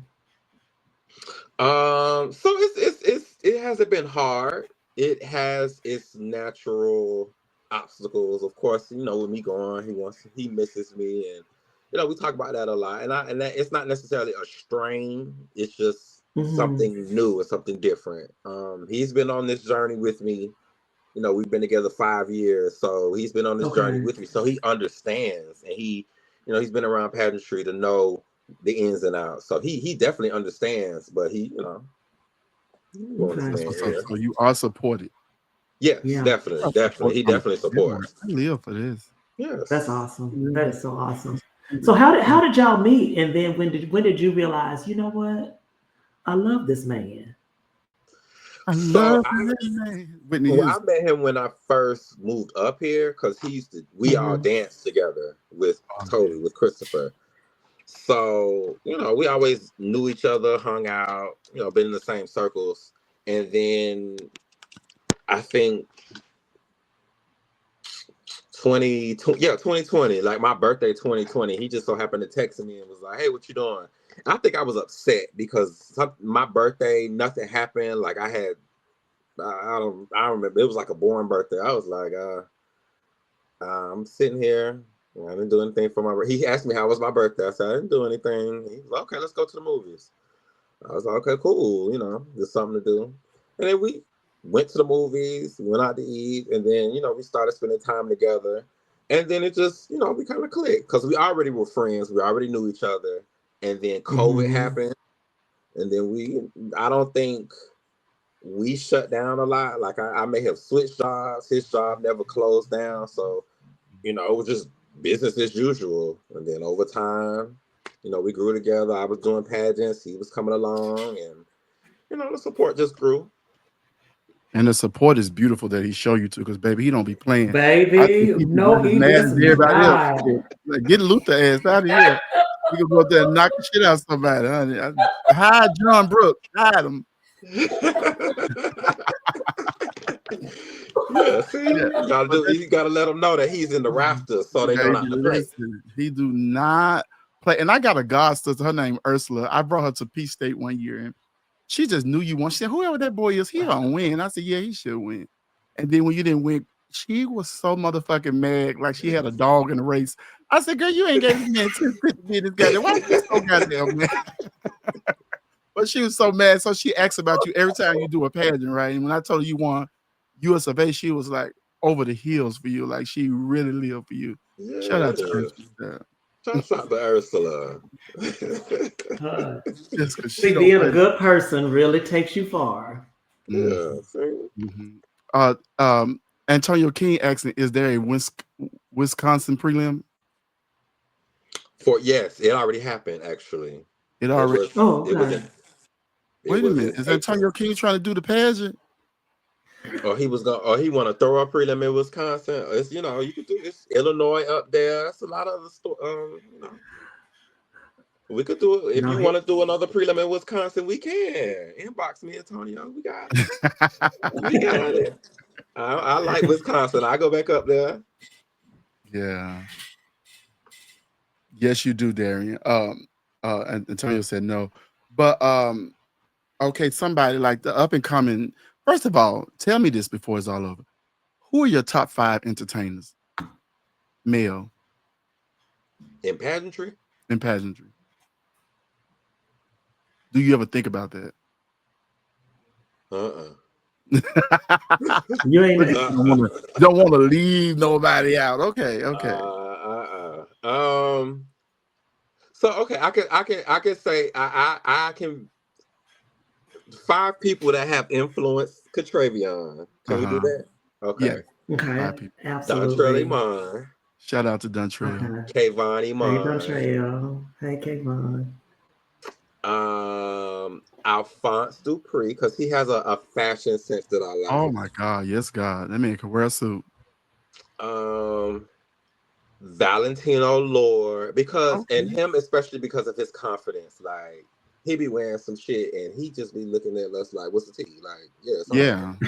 And I like that. Yeah. And another one, And you don't have to say and, me. and honestly, I like a person I really look up to is my best friend Amari Lavish, cause Okay, shout out to Amari. like it his thought process on things and how he prepares is very admirable.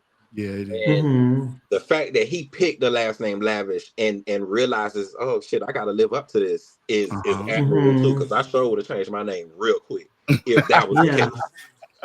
So these are people that influence me, inspire me, and make me want to be a better Catrevion in a sense. I like that. Yeah. But so, what advice do you have? Because I feel like, let me tell you something how I feel about this new generation. I feel like they don't have as much heart as people like you and people that's came before you, right? Hmm. Um, like they lose one, like I said earlier, they lose one or two pageants and then they done with it. They never want to return. Like, I should have won this. I should have did. Like, what advice do you have for them as they navigate this space of pageantry that sometimes may not give you what you give it? There are going to be Hmm. some things you may lose that you think you should have won. There are going to be some things that you probably should have lost, and they're going to let you win, right? Um, Hmm. what advice do you have for the new generation to push through to the next phase and level of pageantry?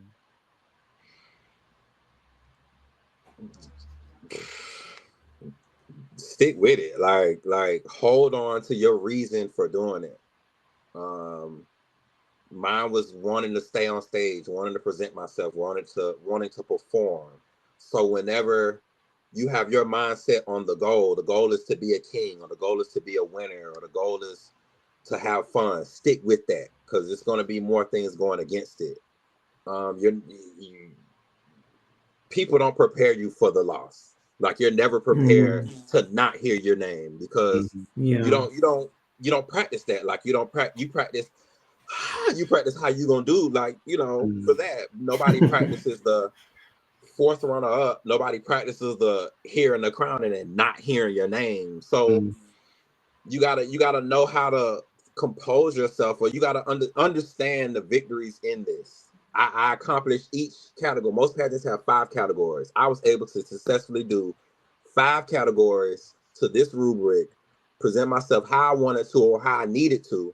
mhm, And so then therefore you have to realize crowning is only a second. It only takes a second to change the whole night. So you got to realize I've been here 8 hours at this. I'm not gonna let this one moment make me not want to be a part when there's so much more that I've gained from this. Um, I feel like, and again, I feel like because I'm in a mid generation, I feel like the newer generation has a responsibility if they want to be great to pay more, not necessarily homage, but just kind of take lead from what's already been led. Like it makes no sense to drive your own road when there's a road already paved here. Like our mhm, parents and generations didn't go through things for us to go through the same thing or go through anything worse. So I mean at this point, like we just kind of don't be like I'm the new person and the old people got to get out of the way. But I mean it has to be met both ways with the older generation. So I feel like it needs to be a midpoint, and I don't know if that's my generation should be the one doing that because we're like happy medium, but yeah, Mhm. I feel like everybody can learn from everything. Like the older you are doesn't mean you don't need to stay relevant. Mary J. Blige came in the game old and molded with every decade she's been a part of. So I mean, I think that's a thing that needs to be kind of noticed. mm. So So you just don't newer generation, stick with it. stick with it. Get some hard. Yeah, Stay like in the motherfucking race. yeah, Do you man think up. that it's enough of the older generation reaching back and pouring into the younger generation so that they can feel welcome? Are we are do you think that's happening or no?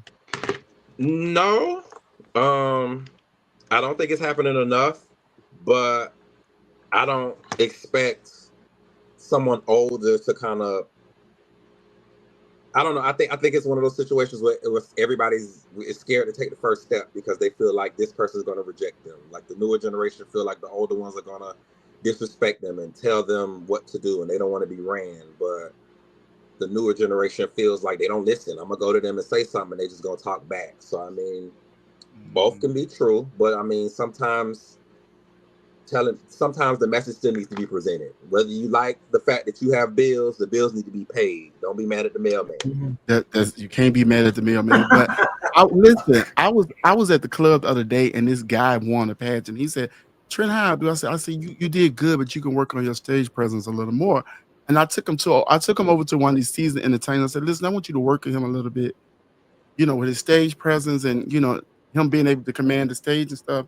And that entertainer whispered in my ear, he said, bitch, I still compete. I'm not showing the motherfucker my tricks. I said, oh. So I'd be like, maybe they don't because they still competing. Nobody wants to be beat by the newcomer. Nobody wants to be beat by the person with less experience. I guess I don't know.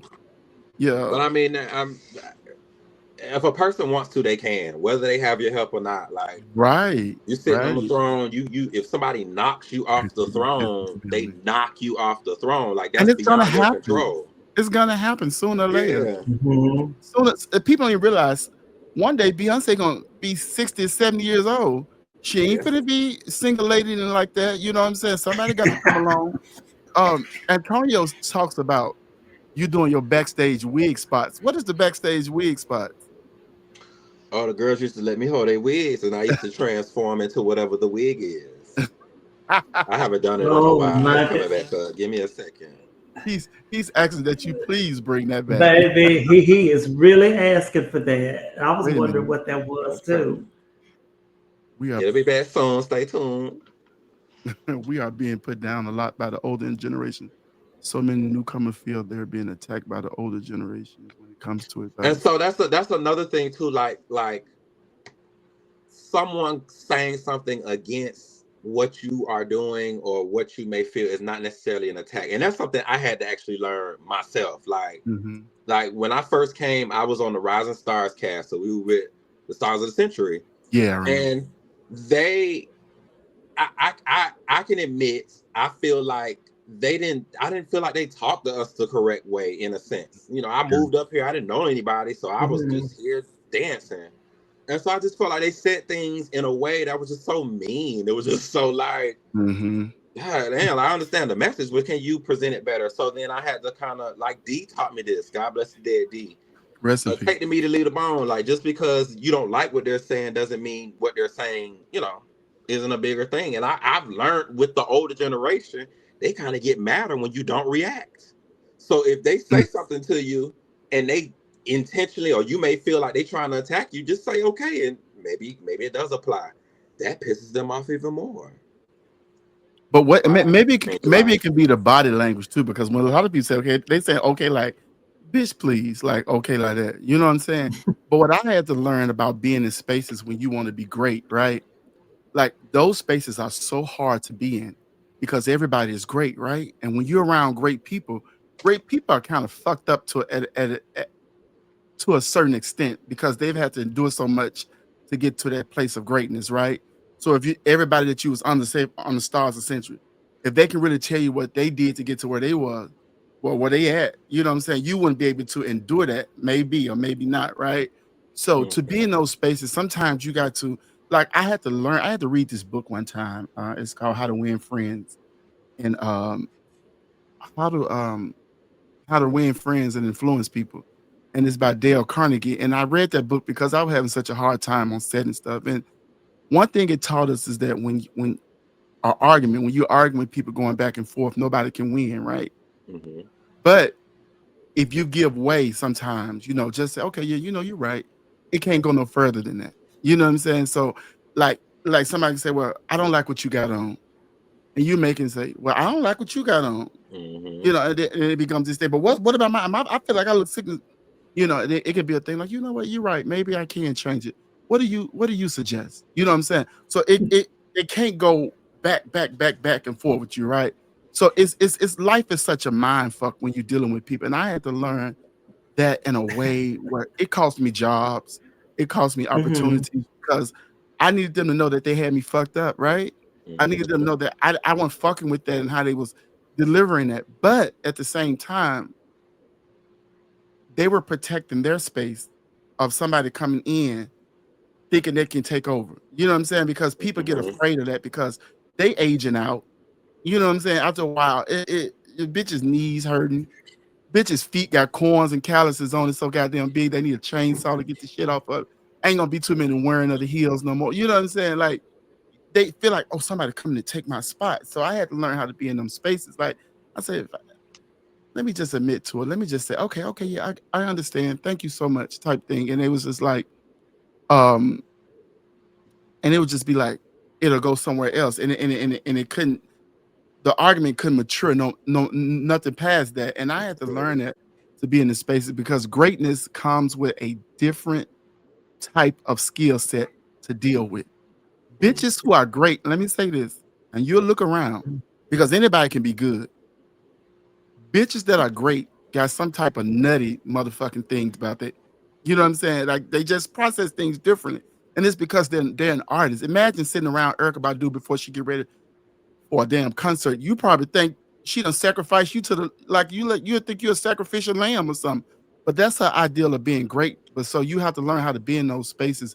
So one day, because I always say, get under them and learn what they do so that you can take over. You can add what you got and you can add what you learn from them and you can make what you need. But I don't And know, but Trent, I don't know if I could approach it from that point of view. I Because know if I it's don't hard. like what you said, if I don't No, like but what you it's said, hard. I'm not gonna say, oh yeah, But listen, I'm gonna okay, tell you something. you right. No. I'm not that kumbaya girl because I'm But gonna be Dominique, like, but would you rather what have you your peace? mean? But did you rather have your peace or Listen, would you rather argue with a fool? listen, after I argue with the fool, I'm gonna still have some peace because So I'm not about to you make. gonna be like John A. I Dollar, you am. gonna smack a motherfucker. If you say some bullshit to me, I'm Uh-huh. not about to make you feel like the bullshit you said was valid. Now, if No, you're I'm not saying saying something that bullshit. No, I'm not saying bullshit. But listen, I'm tell you what happened with me one time. I what got to work at 701, right? And this when I was on Coming to America. I always tell this story. I was on Coming to America. Um, I had to go park my car and I had to wait on a van to take me to the trailer, right? That was my first day working in trailer. I had started out working in background, so they put me up to the trailer. And she said, I want you to come back on my and work in the trailer, right? And I said, okay, cool. That van took forever. We only had one van, right? That van took forever to bring me to. And we have an 18-minute setup grace period that we get to set up for our actors. It's only 7:01. I still got 17 more minutes that I could set up for my actor, right? As soon as I got in the trailer, she threw the actor in my chair. I hadn't set up or nothing, right? So I knocked the actor out really, really quick, right? And so she said, come outside and talk to me. I said, okay. She said, you knew you were supposed to come in the trailer today and you late and blah, blah, blah, blah, blah, blah, blah, blah, blah, blah, blah, right? Okay. Two things was true. I was late by 1 minute. Also, I still had 17 minutes to set up that she didn't give me, right? But if I go back and forth with her in that moment, then I lose. So I told her, I said, you know what? You're absolutely right. I said, I should have left the house a little earlier. Playing with that traffic, I should have known better. I said, but you don't have to worry about this no more. I'll make sure that I'm always where I need to be, right? So she was stunned. She's like, oh, okay. She could go nowhere with that. You know what I'm saying? So sometimes you got to understand which fight is more important to have. My argument could have been just as right as hers. You know, I still got 17 minutes, but to her, I'm 1 minute late. I mean, yeah, And I get your point. I can But say the van took too long to get yeah, there. I mean, there are certain. She didn't give a fuck about the van taking too long. You know, sometimes you just got to pick that shit, you know? Yeah. And that's how you deal with creators. Creators are crazy. Well, There are bitches in the back with shoes on that's too little. There are bitches in the back who got super glue on their motherfucking ears holding up chandeliers. You know what I'm saying? Tuck. Some of them, you know, go past a certain inch. You know, titties pushed up. Bitch, you already got a lot going on. Why am I finna be arguing with you for? because sometimes when you get, because let's be clear, that's why we have some of the monsters in this community that we have, because people have done that all the time. And sometimes you got to be put in your place, or you got to be told, no, wait a minute, I respect you as my whatever it is, elder or title holder, whatever. But let me point out to you, I'm not a child, and you're not going to treat me like a child. We can have a respectful conversation, but what you're not going to do is talk down on me. That's see, now, one thing they always preach is that, like, oh, that's how they did us. So in a giving grace situation, it's kind of like, okay, well, you don't know no better. Okay, I guess that's, you know, what you're used to. But then it's kind of, you know, double-edged sword. Nobody wants to get talked to any kind of way, but then it's kind of like, oh, you don't know any better. Yeah. And I'm not gonna be miserable with you. I'm not every time I walk in somewhere. I hear so many people say I'm matching bitches' energy. Well, then you a bipolar, a multiple personality total motherfucker. Because if I got to match every bitch energy that come into the goddamn room, then I'm losing my motherfucking mind. I'm not matching you bitches' energy. I'm gonna remain happy. How you doing? Go on about your life, bitch. You want to go first? Go first. You want to go last? Go last. I don't give a fuck. You know, you got to take the power off some of that stuff. But you know, we go into another whole another realm of something else. But listen, we are uber proud of you. We're so We happy for still your are. success. We're so happy for all that you're doing. That you get a chance to tour the country as Mr. Gay Usofa. Your dream that's been realized, because you know we know a lot of people in the business who have done pageants year after year and still haven't obtained those dreams. And I hope that you feel amazing about it, because I heard you say earlier you feel it's like, damn, I lost 6 times, but some of the greatest around you. You know, you talked about Fonzie. Fonzie did MBU a lot of times. You know, you talk about like girls like Stasha and Raquel. They've been to Continental a lot of times. You know what I'm saying? Like, it's so Mhm. many people that share the same kind of moment as you share. It's not how many times you go, it's that you finally conquer it one time in your life, and you set out to do something that you wanted to do. The journey is the most important part, because if you lose the journey, then you will forget when you're in that moment of winning, you will forget how special that is. Because now I get to, you know, I get to talk my shit. I get to walk around. I get to add this to my legacy. So thank you so much for coming on and sharing your story with us. Would you like to leave the people with something before you leave? Before we leave? Yes. We have a few more opportunities to be Mr. Gay USA. Okay. We have about 4 more. So Okay. stay tuned for I'm those. busy though. Let's see. Yeah, I'll be around. Tomorrow I'll be performing at the Eagle on the main stage with a few other fellas. Tamani, Jeremiah, Magic will be out there 9 p.m. Then we go into the Marquette for Jeremiah's birthday. Happy We're at the birthday, Marquette Jeremiah. each and every Friday and Saturday. And you want to book the King? I'm available. You want to Antonio King? We gonna talk about that prelim, and then if you want your prelim as well, if you believe in the King and you believe that USMA needs to be everywhere, or if you believe in Catrevion, That's let's get it. you a prelim going. What's the tea? Yeah. Come on, what? Yeah, that's what's up. Well, thank you so much. Thank y'all so much for watching. What's this, episode 10? Dominique, we done went through 10 people. We have got. It doesn't seem like it's been that many.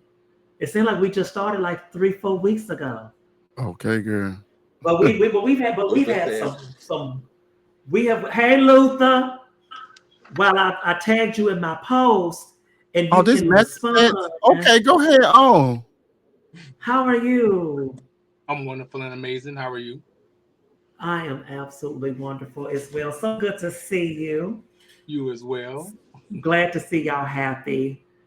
yes. Yeah. Luther, You ain't got to can you run me still now, do old Luna. nasty 8 count?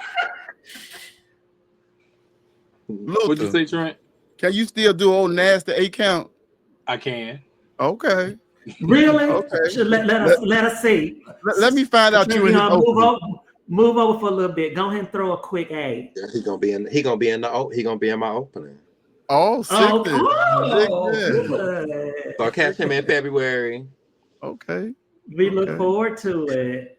We look forward to it, y'all. Thank you again. Thank Thank y'all. I appreciate you. it. All Y'all be right. Love safe. you. Love you too. All right. Oh, honey, he said, let me give you some sugar, baby. Some sugar, baby. Hey, they have Honey, matching sets on, bitch. Get it. Fuck with it if you like. honey, they can't. I'm telling you, child. They can't fuck with it. That's the problem. I love that. I love that. Such an amazing young man. Such an It is. amazing young man. And so real and authentic. And once again, you can just see how he is loving Skylar, the they did eat that up. opportunity. Yeah. Yeah, just loving the opportunity to be in this moment. And you can't help but to be happy for someone like that, because you have some people that are just competing just to win and could care less about the reigning, but that's someone that's really appreciative of the opportunity to get to do it, and it's always good to see that. I'm always happy to see that. But Yeah. who do we have next week? Oh, one moment. I'm excited about next week. Next, me too. Next week we have the one and the only Calexis Luann Smith Jones Brown Davenport. Better known by Unshante as Kelfus. Miss Kelfus, baby. Listen. Miss Kelfus. We have Calexis Davenport. Oh, Is going to be in the building. because The she mother, could. the overall mother of the Davenports. We have Calexis in the house, and I'm excited to talk to Me Calexis. I've been too. around Calexis a long time. Calexis is so funny. So funny, but I don't know Calexis on like a like an unfiltered moment, you know, like I don't know certain things. So I would love to talk to her. I'm excited about it. But next week, y'all, we're gonna do it a little earlier because it's gonna be at 8 o'clock, 7 o'clock Central. Because we're gonna move up an hour because she's still a working showgirl, a very prevalent working showgirl. And she has to be Yes. at work at a certain time. So we're gonna get her in and we're gonna get her out so she can be done up. Hope she'll already have her makeup and stuff on and draw her a little bit of, you know, have circle eyebrows and stuff and, you But know, that's be how she cute likes it. She likes it in and go in ahead, and take it out. on back out. Oh, you think she'll turn for a problem? Calexis says, honey, Calexis will let you know in a minute, honey. She is a whore. Oh, And, and it's for I bet the sale. boys I bet the boys love sucking on them big old titties, baby. She, I bet she, the she boys is want she is a hoot she is to a be hoot and I'm around. like, And if you ever been to her house, I but have if to. and let me just tell you though, don't know how to cook and you go to her house. Oh, she gonna When soon as you walk through the door, she gonna say, "Okay, well, when we need to go to the grocery store." That's what. oh yeah. Oh yeah. I done been in the house a couple of times with my best friend Monica, baby. We have had a ball at her house. One time she had a rug on her wall and it was for Oh, decoration. really? And I said, oh, Calexis, do you mind if I vacuum your wall? And You did that's not like my say that's like my that. running joke with her. Like, can I vacuum your wall? Gemini, I will be out this weekend for Peach State Classic or Elite. I don't know if it's Classic or Elite, but it would be this Sunday. It started early too. It started at 4:30. It's gonna be a club mix. 4:30. It's Snickers. Snickers is the owner, so you can if y'all want to compete or you need more information, you can reach out to Snickers. Johnny Thomas and Paula Sinclair are the emeritus for this pageant. So if you needed more information, you can reach out to either John or those two. It's going to be this weekend. Yes, it's Elite Gemini. Okay, It's Gemini, are silly. you competing? Hey Victor, how you doing? Are you competing, Gemini? You'll get you a piece over there. But yeah, so they're gonna have that pageant. Um, hopefully it's a beautiful turnout. But it's gonna start early now. Y'all got to get in there early. Like 4:30, the pageant start. And we never had a pageant start at 4:30 unless it was a That, Quincyada or that something. is early. Yeah. But it started early, For so govern the yourself quinceañera. accordingly. Did you say So a quinceañera? I'm telling you, gather yourself accordingly. Um, I was supposed to be judging the pageant. Now I can't judge now because Hey, Victor. I got to make sure I Hmm. tell my judge because now I got contestants. Oh, that's You know, competing this weekend. yeah, I got a couple of contestants, so I need a little practice before universe anyway. I don't mind a little practice, you know. Yeah. So, this Victor, this is a different show. Hey This Thomas, is beyond the filter. shout out to Thomas. This is not our Our point of view. We this do is that not on Wednesday. our point of view. We do that on Wednesdays. Yeah. You can catch us on Wednesday. What, 10 o'clock? 10, 9 Central. Yeah, you can catch Our us at mouths 10 be so o'clock. tired. Dominique said her And mouth then be so tired from talking too nice. She can't even suck no dick. oh no, I don't know if Thank I've you, ever Thomas. said Shout out to that. Thomas. You know Thomas Johnson, right? Thomas be at all the Yes, pads. of course I know Thomas. Thomas be at all the Thomas. You gonna be there this weekend? I hope so. Mark Armstrong, I'll see you soon. You know, you got to How see the many verse. contestants? How many I mean, contestants you have at Universe? I just have 2+ girls. Uh-huh. I ain't doing nobody for the small girls. I'm gonna sit down and watch that page. Okay. I'm gonna Okay. sit down and watch. I look forward to it. Because like I said, chat, but I'm on GLP-1, so I can't drink like I did last year. Would you on the weight loss pill? So, Shots. yeah. Yes, I need to child. stick some in my neck too, girl. Shit. Yeah, honey. I mean, it's doing what it says that it's designed to do, but It curb your appetite and shit. it does. But when I tell you the restrictions of all the stuff that you cannot eat is killing me. I'm Like sick what, of girl? I'm sick of okay, like I can't have cheese, I can't have milk. Mm. Um, they won't let I can't even eat Triscuits. You Yeah. gotta avoid pastas. You gotta regular bread. You can't white bread. You can't eat that, and all the stuff that I like. Can you I still can't. eat booty?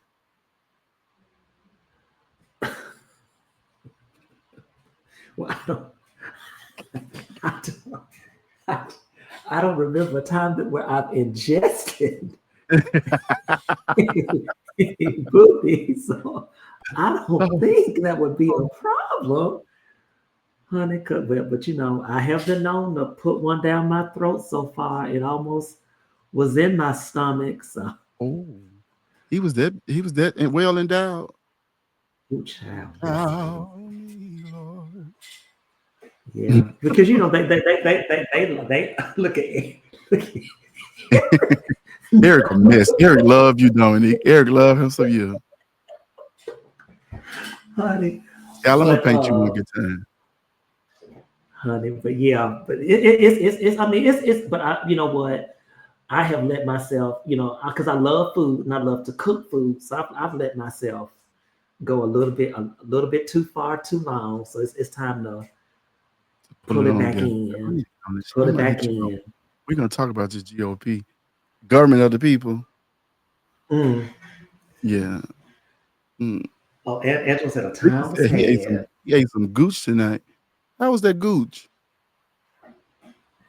He said in his rain. And it's raining, baby. That ain't He rain. That says boy that. pissed on you from eating his gooch. That ain't rain.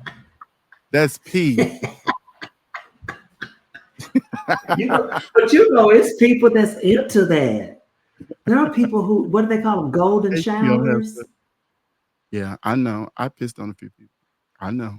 You have Yes. that was their request. They said, "Oh, could you pee on me?" Please, by all means necessary. And Yes. you said, "Okay." Do you mind peeing? I say yes. I can give me a bottle of water by the time I get there, baby. You know, this bladder old anyway now, honey. Let me tell you something. It don't take nothing to piss. Now I can look at water. But is that all they wanted? Because I mean, surely you're not going to engage in anything else after you pee all over Well, somebody. I think you do your other stuff first, then the piss is the last thing. Um, Oh my god! but you take them somewhere like in the tub or something, and you piss in the tub, Then and they you jack just off while you piss on them, and they just bust everywhere, girl. It's all kind of fluids. really. I Yeah, don't know about that one. you don't know about that one? No, no, you can come on me, but I don't know about peeing on me. Well, it come out the same hole. But it's a totally different thing. I don't know, Dominique. Yeah, that lets me know I put the work in. It's What work, especially girl? if honey, whichever place he put it, I did my work, honey. I told you, honey. If you don't remember anything else about me, please know I am a good time. You a good time. Honey, I'll treat you like you at the fair. I'll put one of them wristbands around, and you can Wait and a you minute, can get Antoine. Listen, Antoine, no too. He all the said take him thrills. outside or tub. Okay. Now you can take him outside and piss on Antoine. God damn. What you got Now for me, Skylar? you immediately got to put them in the shower now. Like, baby, go ahead and run the shower real quick because you don't want no piss back on you. You know. You don't want no. What Give him is it? some What is dude. this? Give him some dude wipes. Some dude wipes and wipe him down. Is this I the don't know. after hours time? I don't Because know, girl. I was gonna get off we of here, don't but flip the script. we don't flip the fucking script. Now I have to cut this out before I put this on YouTube. No, because I want to ask you, have you ever done like one of them honey packs? I've never done a honey pack. Uh-huh. Have you? I mean, yeah. But do they work? Let me ask you that. Do it work? Yeah. Do you just supposed to like just ingest it from the pack? Honey, because this one that I had was in a gummy form. It was like a gummy worm type thing, but it was the same stuff that they put in the gummy pack. What they put in it? Oh my God! Here I am just. Wait a minute, Okay, Skylar said it's not good for the heart. What you mean, Skylar? Give us more information. Well, just like they say, Viagra and none of that stuff isn't. But Eric, don't you? Eric told it right there. 3 days.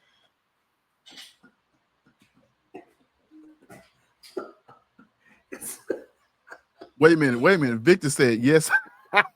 Y'all so crazy. And if you have heart problems, did not take it, but had my heart going in. My dick will not go down. I don't want no honey pack. Imagine putting that honey on one of your motherfucking Popeye biscuits or something. Child, honey, a lot of shit folks do is bad for their heart. So shit, honey, if you're gonna go out having a good ass time. How he died on top of me.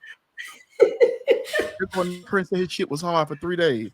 I'm gonna go get. No, when I get off, I'm going to get me a honey pack. But they do say that that stuff like that is not good, because that's why they tell people who have like really bad blood pressure. They tell them definitely do not take it.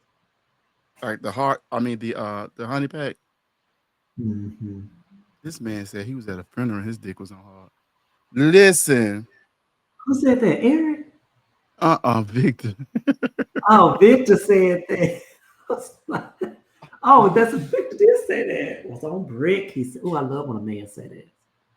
Damn. So you can't have blood pressure problems or heart problems. They should take you out. It really elevates everything, because it's getting the blood flow to places that you're struggling. When it's trying to get there. So, child. But but I talked to my my PCP about it, and she just told me, as long as you do stuff like that in moderation, because I always get labs and stuff done because of the estrogen and all that kind of stuff. And she said, as long as you do stuff like that in moderation, but when you do it, because some people, if like it say like you're a nympho, and every time you do it, you popping that stuff. Yeah, because the more strain that you put on your arteries and stuff, they weaken, and that's what causes the heart problems and stuff like that. Yeah. Yeah. That's good to know. Yeah. That's good to know, honey. But honey, in the moment, what it give? Baby, let me tell you something. Do you like poppers? Because no, I've never done those. No, I've never done poppers.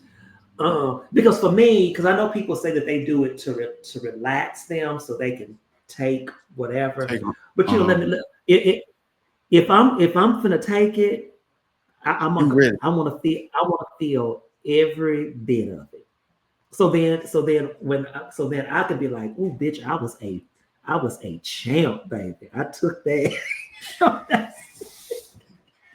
Look back at your work, be like, I did that. Baby, I did that. Huh? Be at work the next day, being, ooh, child. Poppers will give you a damn headache, child. We'll have your motherfucking ear. Then they have you seeing gremlins and shit. You don't even know who you fucking. Sometimes you be like, who the fuck is this? I think it make your mind gotta go somewhere. I don't know. Like, who is this in the fucking bed with me? The fuck? But on the bottle, doesn't it say something about it's like video head cleaner? It is video head cleaner. Skylar, you are not a saint. Skylar said, y'all going there. Oh my God, I'm a saint. I say, but you will bust a nut like never before and play with your nipples while doing it. Oh my God, the best. Oh, Victor. Victor, you're Victor not playing with the is children. a Victor is a real freak. Oh my goodness, honey. Tell Oh us my what you God. really tell us what it's really like. Yeah. Who asked me to bring some down to New Orleans? Some gummies, diamond. Oh, okay. No problem. What's No in New Orleans? problem. Oh, yeah. I did my ticket for New Orleans already.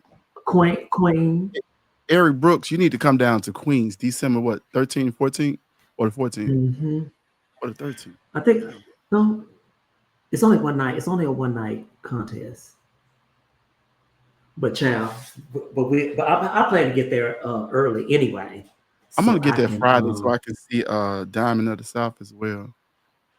You see, I missed it last year, so I miss I it. would like to go. We got Yeah, to I talk missed to it the people last year. behind the scenes and stuff and see what they doing. You know, Yeah, but honey, I'm Gary said down. these low key But porn stars.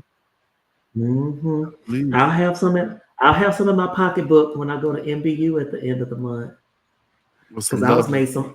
I was made some offers last year and I couldn't act on it. What kind of offers But were you made? honey, folks just said that they wanted to know what it was like to be in a earthquake. Oh, a tsunami. And, honey, they want to see her rumble. Oh, So, they want but to see her spit everywhere. listen, honey, this year when I go, I plan on being a natural disaster for somebody. What's it popping, baby? I know that's right, Dominique. Let me tell you something. I know that's right. Listen, don't threaten you with no good time. Ooh, honey, please don't, Go tell you something up. honey, especially if you can't handle it. Because, honey, Sally ain't no joke. And if I don't see you, I see you taking a little break, it's talent and stuff, and then you walk out and you be gone for a little minute, baby. I already know what's gonna be happening or what's taking place.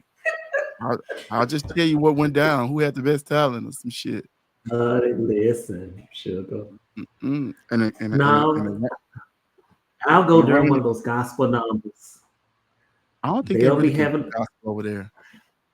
I don't think honey, unless they got a oh, choir. Because oh, at university, if you do a solo talent, the highest score you can get is a 7. So oh, you got to at least have really? people in your talent. Yeah, And honey. See, honey, Eric Brooks said he need a category 5. So he oh, needs something good. that's some good pussy there. Mm, Category 5. honey, I'm here to tell you. That's some Uh, good pussy there. baby. So what if they wanted a gang bang? I don't know about that. I'm a, That's the way you looked off to the side for me. I don't know What they about want to do a that. gang bang? I'm a one-on-one type of girl, Yeah. but hey, Mm. I'll make it so good you could tell your friends about it, and then maybe they'll, you know, And they want to get all the discuss after it get around. they can get the aftermath of You what be I did. you'll be the talk of the past. And be like, everybody think they talking about the contestant. They talking about you. Honey, Man, I they'll just got say, "Ooh, head so good. no." Trent, they'll They say were the like, talent went upstairs in the hotel room. yes, yes. She doing things with her hoes we didn't know could happen. Oh yeah. Oh you bring yeah. out you bring out this side of me. Baby, that door be Why slightly am cracked. Everything will be open. The room will be open. honey? The ass Now will be open. The mouth will we be can do open. some voyeurism now The if they want to hands will be watch. open. Baby, listen. Honey, You'll be cutting the what? fuck up. Listen, I'm telling you. I'm telling you, girl. Me.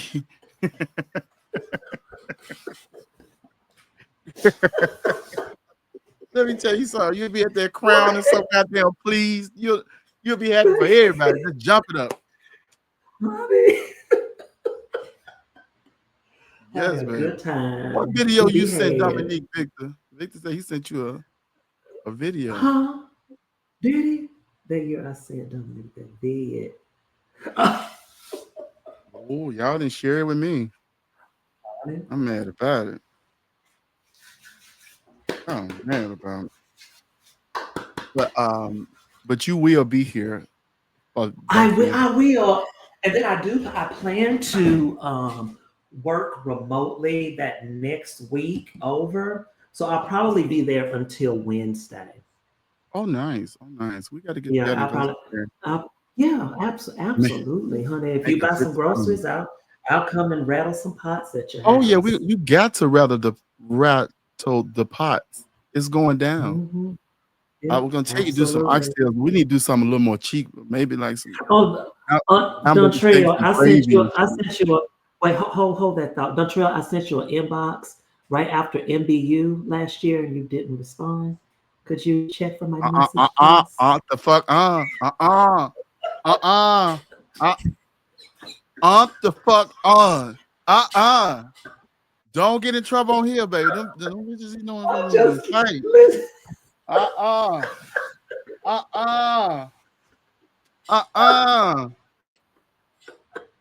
uh. Because let me tell you something. Last year, so listen. So last year, when we were talking about, I don't remember why he came up during our point of view. At least And turkey necks then down. do you remember when I said I gotta, because everybody was just talking about him. I said I gotta meet this Dontrell. So I get to MBU, child. So I'm sitting there talking to Neil. Child, Miss Chastity came up behind me. And she said, you Tap don't tap need on to your be shoulder, here. baby. Tap. I love her. She is a hoot. She is a who. Oh Shout my out to God. Miss Ebony International. Chastity. Yes. We want no. That's Listen, I that's why need I my can't wait co-star. to go. I need my Yeah, co-star. I that's don't why need Chastity slitting this bitch neck, baby. honey, Dontrell said, zip them lips. Uh-uh. look, and Uh-uh. then so did Skylar. Skylar zipped her. With some absolutely scallop. We're gonna get Dominique. Oh We're God. gonna invite some people over, Dominique. You're gonna come rattle some parts.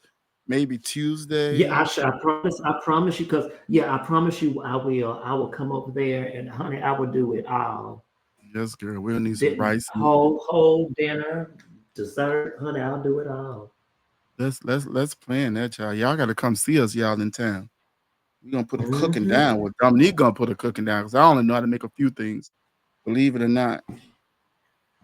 I don't know how to make a few things, but that's hilarious. But I can't wait to see you come down. But we got a couple more interviews before.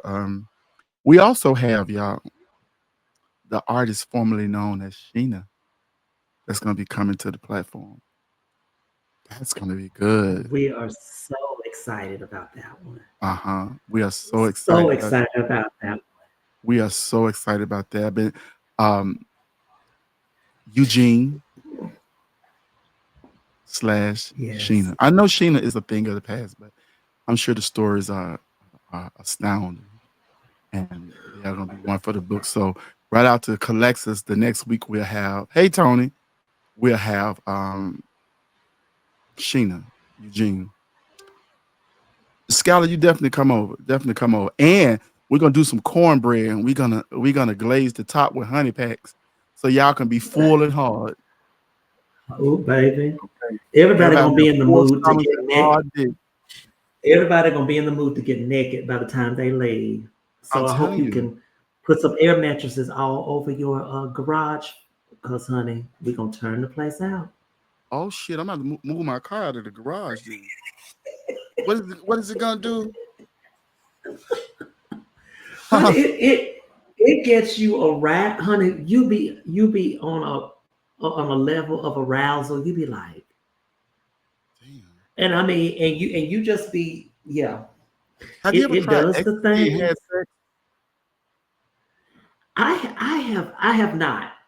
Well, let me tell you, my junior year, one of my college teammates, they had came about 4 or 5 of them came over to spend the night at my house because we had practice early in the morning. And so they were like, we're gonna do some ecstasy. I had never had it before. Uh-huh. So Skylar, we are not gonna do that. But so Yes, they yeah. yeah, she said, never mind, I'm good, boo. No, you eating So some honey cornbread. so so then we're gonna do some ecstasy. They was like, have you ever done ecstasy? And I was like, no, because I hadn't even started drinking at this point. And Uh-huh. so they were like, you need to do something. You're such a square. And so they cut one in force. And then they made me chase it because they said you have to shoot something to intensify it or whatever. Okay, so Mm-hmm. this guy that was on our cheer team, his name was Chris, but he was a gay guy. Mm-hmm. Child, let me tell you something. I did that, and what I'm telling you, every time his body touched mine, it was like Mm-hmm. I was on fire. I mean, I just like he would roll over and like maybe his leg would touch me, but bitch, I would be like, oh my God, I need something to happen to me right now. that's that's what it did to me. Wow. Oh yeah, I it was always heard very the stories about it. intensifying. I always heard the stories about it. I want to try it at least one time, but see, I don't want to be fucking addicted. It would And be interesting to know though, because I'm telling you, like just the touch was it just was set me ablaze. And so it would just be really interesting to know what that would be like to actually be having having sex with sex. someone feeling like that. Yeah. Yes, like with that. See, I don't want to be addicted and be outside putting holes in my ground, fucking the ground and shit, because I'm so fucking horny. You know what I'm saying? Like jackrabbit and Yeah. shit, pumping real hard and shit. My neighbors been called the HOA on me and shit. I don't know. But yeah, but, I don't know. but But that next morning they but said it that make you next very morning when I touchy-feely, it make you very in tune, sexual. I don't know. mm, They said it make mm, your mouth dry mm. too. It make your mouth very dry. You can't hardly. Shit, that weed make your mouth dry. You go to sleep once you done smoke some weed, your mouth be dry as a motherfucking powder house. Okay. Somebody said the lasting effect of X is not good. I hate them. Yeah, I just want to do it one Yeah. time. One Yeah, time. because the next morning I felt sick as a dog. A friend of mine said they was sucking on their bedpole the next day. Really? It would do you That's how hot they were. no, That's how no, they said, really? Yeah, baby. He had a really? poster bed, baby. He was sucking the goddamn what's a jar of peanut butter do? Eric? I don't know I what the guess jar of it peanut guess it make it feel like you sticking it in something. it makes you sick and headache the next day. Damn, but what about the night you doing it though? Like, is it worth the after effects? I don't know. Child, I don't know because that next day I wasn't feeling the best. So but now had I actually done something that night, I probably would have said, yeah, it was worth it. Uh-huh, But uh-huh. I didn't do nothing. So I didn't really get the full experience of taking the ecstasy. Right, right. Yeah. Yeah. So yeah. I don't know, but I don't know if I'll try it. But I've always just heard the story about I love Biggie Smalls, right? So he got a song, and the first line is some say the X makes the sex spectacular. Lick you from your neck to your back, then yeah. So I was like, oh, the X make you feel spectacular. Like I can believe it. I can believe it. somebody said Molly. I don't know about Molly. Now. Oh no, I ain't never did that. I don't know about Molly. Molly, what is that? What is I guess that? it's What is it's that? almost like ecstasy too. Oh, is it? Okay. In a sense, it's just a hallucinance, I guess. I got people who talk about microdosing with shrooms and stuff. See, I've never had that. He said if you horny, it's gonna raise the sexual feeling. If you mad, The you're gonna be Molly. pissed. Damn. It's such a ugly. Oh, child, no. Cause shit, I be mad at folks all the time at work. Now I be So I'm happy. end. I'll end up fighting. Mushroom is a good one. Mm-mm. Victor, your ass done try some shit. You Honey, don't play. listen. You don't experience this thing out here Victor, called life. Victor got some stories. Victor, we gotta hear these stories now. You just got to eating gooch too? That's what he said. And let that boy piss on Was you? it Talking about his rain? was it Butch Gooch or was it Fem Gooch? Oh. Oh. I don't know. Scout said, "Run, don't do it." I'm scared, Scout. I'm telling you, I've been around addiction my whole life, and then that shit ain't cute. That shit ain't cute, baby. I don't want it. I don't want it. But just I can imagine. I'm about to retire my dick in a minute. Honey, for Yeah. what? Oh, he said the hair industry. Yeah, I can understand that being around all the people and the things of the things. But luckily, I've been around sanctified people. You know, my clients. You know, you know, we sing of the Lord and we lift His name and His glory is, you know, all that good stuff. So I ain't been around the people that hang in them type of places. You know, so. And I ain't never been really offered nothing like that. One entertainer offered me ecstasy one time, and I was like, um, "No, girl, you go ahead. You get on your ecstasy. You do whatever you do with it. You know, as I've long as you had I've do had that." I've had quite a few people offer me coke. I didn't take No it, one has but never offered me coke, and I'm so happy. I'm happy because I people have probably would have offered punched them me in their fucking nose, and they would have to put that coke up their ass to feel it. So I'm kind of glad they never offered me that. because I was at a USA prelim during my year, Uh huh. and somebody said they were like, do you like to party?" And I was just kind of like, "Oh yeah, you know." No way. What and Girl. honey, they pulled out that little bag. I said, "Oh no, no, no." I Oh said, "I no, don't do baby. that. But I've been around the I don't girls do while they was that." doing it. It don't phase me. I've Hmm. been around the girls when they was doing it. Like one girl had her fingernails on, so she would dig it in the bag, going around, putting that shit up everybody's nose. You know, I ain't knocking about it. That's what you do. This you have your fucking fun. Have your fucking Hmm. fun. As long as you know how to do it, do the drug, don't let the drug do you. Whatever floats your boat. I ain't judging shit, but I don't want it. But I'll punch a bitch in their No. motherfucking nose, bitch. You wouldn't be able to snort that no more. Don't give me that. Don't invite me to no shit that's gonna have me addicted and making me spend more money in this badass economy. And then now I got to come up with now money to buy powder. Now I got to come up with money to buy perks. Hmm. Now I got to come up with money to buy fucking eggs. Leave me alone. I don't need to be that goddamn high. I got a little weed. I go in my Child. garage and I smoke, and I'd be just fine. See, Gemini, that was a little bit before my Well, you know, time. my I was poison. doing that Loretta's. I didn't make it out when it was Loretta's yet. I was still trying to figure out whether I really, really like pussy or booty hole. I was still trying to figure that thing out. So I think I was still with my baby mama around that time when y'all was at Loretta's. And what year was that? I don't About know. when? I imagine like Loretta's was closed by the time I made it to Atlanta. They was over at a Lucky Street, 706 Lucky Street, at the tracks. Have one of the girls ever tried you? The girls, like the girls, One of the girls. one of the dolls? Oh yeah, absolutely, Uh-huh. absolutely, absolutely. And, and you said no thanks. Yeah, no, thank you. Okay. No, thank you. And it's just I don't know. And it's funny because I love the feminine women. I mean, I love feminine guys. I love people who that and it's funny, but I don't know. I don't know.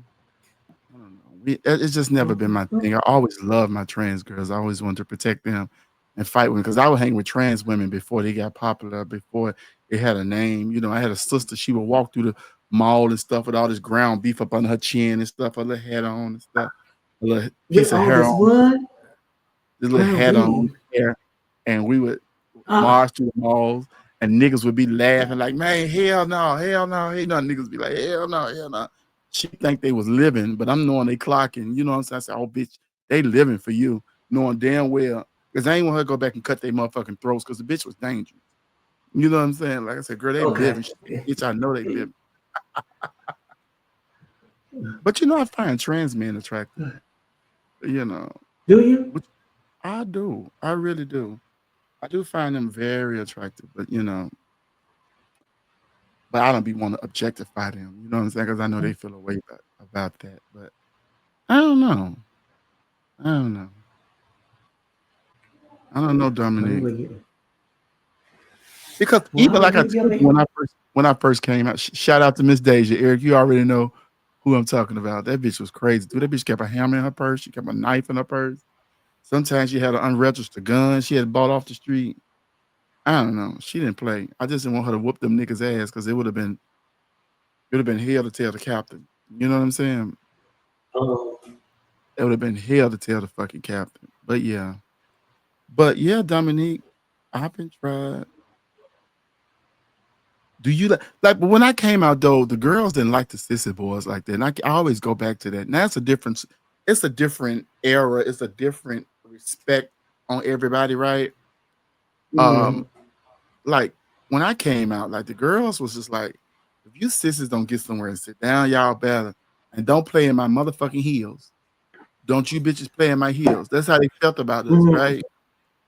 Because they liked the trade. The trade was on their radar. It wasn't. We was always looked at as little butch queens. Go, honey, go sit your little sis ass down somewhere, type thing. You know what I'm saying? It's a Uh-huh. new thing now that girls like the gay boys and stuff. You know, Right. I think it's new. Yeah. It could be. I don't know. It's in our culture. I feel like it's a bit new. You know what I'm Mhm. saying? Well, I just think that over time, a lot of people have, just become more fluid in what they like, and then and of course, the quality of people is scarce Mm. at the same time, and so people like, well, child, let me try something I've never tried before, and then they end up finding somebody that really give them what they've been wanting all that time. Hmm. And they could be comfortable Yeah. with a gay boy, Hmm. more comfortable than they can be with a piece of trade. You Yeah. know, I don't Hmm. know. 'Cause back in the day, baby, my gay mama, Kiki, she had to trade. One day you got to be careful with that trade, dude. Because one time he spent the night with her, and she sleep hard, and she said, "I'm gonna put my money in my socks." She had just made a whole bunch of money at the shop that weekend, and she rolled up all that money and put it in her sock, baby. And she woke up, that man was gone. Her sock had a hole in it, and I'm just like, "Girl, this trade is dangerous. Don't bring these people around here no more fucking more." You know what I'm saying? Like, I don't know, Done man. robbed the lady. Done robbed her blind. It was a it was a knot too. That bitch woke up and all them threads was going off the side of the sock. She was pissed. She was pissed. I bet she She was was. pissed. You hear me? Like, no, that wasn't Will that time, brother. That wasn't Will that time. Yes, Yeah, I Lord, think it's. Gemini. I miss that bitch. I miss them car parties. And she was a big girl, like Lady Fabian type big. Honey, one time we was at her house. And the thing can cook. I'm talking about she had recipes that didn't play with you. One day she had bought her a griddle. She sat in her front room in her living room and plugged that griddle up. She cut up she cut up her onion and bell pepper. She put it on the griddle. Then she had somebody wash the steaks and stuff off for her. And she seasoned the steaks and she said that. I just looked at that bitch. I said, "Ho, in the front room. Like you really cooking steaks in the motherfucking front room. You fat bitch. What the fuck are you doing?" I couldn't wait till that bitch got done with them steaks and flipped them bitches off. They was so motherfucking good, but I just had never seen nobody sit. I said, this deserves to be on my 600-pound life. Cause bitch, why And when you gonna make the gravy, bitch? But why is you sitting up in here in the kitchen? I mean, the living room. in the fucking living room on the coffee table, girl? She done made Oh, whole motherfucking steaks and onion and bell peppers. I say, you fat bitch. And when is it done? Cause but you when still ate. I fuck that shit up. I fucked that shit up. Oh my god. Wait a minute, Yasmin said you're not safe with the sister or tray. Oh, that's what Yasmin said.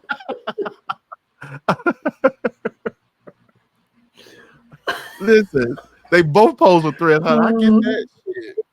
Oh my You supposed to goodness. play your courses and shit and walk around, girl. And the next thing you know, they be in the next ball talking about Butch Queen up in drag. Honey, I Yes, guess pick your poison. Shit. you have to pick your poison. You have to pick your poison. Oh. I don't even know where we at now with relationships and situationships and stuff. I don't even know where we at in the world with that because things are so different now. You know what I'm saying? Like it takes nothing to acquire someone's time. It takes nothing to, get online and set up, like, I don't know. Do you think real relationships still exist? I don't know. I think they are, but I just think it's just become so common that people just really aren't really looking for them any like they used to. Mm-hmm. I think there's a lot of people that they just want to have a nice little experience and then they move on. Or you can be like our co-host Neil. Neil got about 5 boyfriends. It all work out for him, right? But he has his main one, but yeah, he like his variety. I mean, his partner's okay with it. Eric said he missed the chat line days. Let me tell you something. Do you remember the chat line, Dominique? No, I wasn't a part of that. Oh, baby, you can get on there and Well, give your description. You could be anybody you want to be because the computers went out there. You give your description, you meet somebody, you meet up with them. Hopefully they look like they said they look. Don't catfish you. It was something back then. That was like in the late 90s, early 2000s. I mean, So I damn. remember that they were out, but I never But you never got utilized. on. You always been in I, long-term relationships though, huh?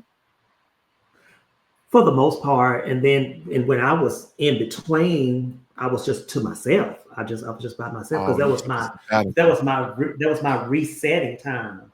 To get myself Scouter, not Trina the baddest back on bitch. track. Who she calling? Oh, She said, "Woo, I was young. My name was Trina, not Trina the baddest bitch. Who's bad?"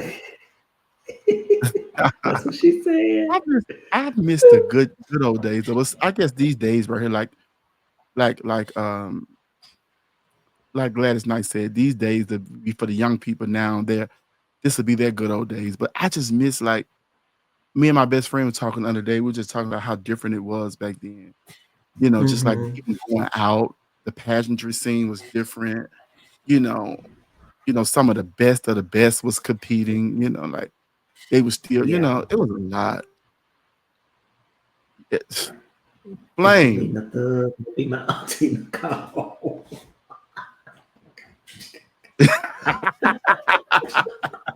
Don't do Nicole like that, Gemini. Oh, what's up, Flame? Oh my Y'all means I god. stay putting the boys out for playing in my face. I know that's right. Get your ass out of here. Oh, Get your ass out of here. okay. Ain't who you say you was. Talking about you 6'2", 165. Get that, baby. They big and smalls. Give me one more chance, baby. Give me one more Oh. chance. Hell yeah. Yeah, I remember BGC. Times are so different now. They are. Let me tell you something. I had the most fun when I didn't have shit. I had the most fun when we was putting money together, going out of town, don't know how the fuck we was gonna eat. If we can get in the pageant or not, driving our U-Haul vans and trucks and shit. I had a really good time being out back then. I really did. It's so different now. It's so different now. Yeah. Because you go out these days and you'll be like, I could have stayed at home. I'm That's kind telling of you, that's you say what? yeah. No, because that's really how I be like, what I come out for? This is not even fun.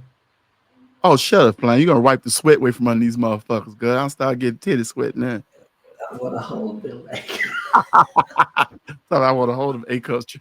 that's what you You gotta be put some motherfucking gold bond under these motherfuckers. You hear me? Oh Shit. my God god. damn. Pulled me a little Oh training one time. When I flag. run, I don't hit myself in the goddamn face.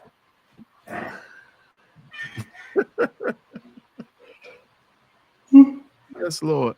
What you think about Diddy though? Diddy about to get out? No, he ain't about to get out. He got 4 years. No, yeah, he has 4 years. I mean, are they counting any of the time that he served? Oh yeah, time Are so he they probably got are a couple they more years left. He trying to get Trump to pardon yeah. him.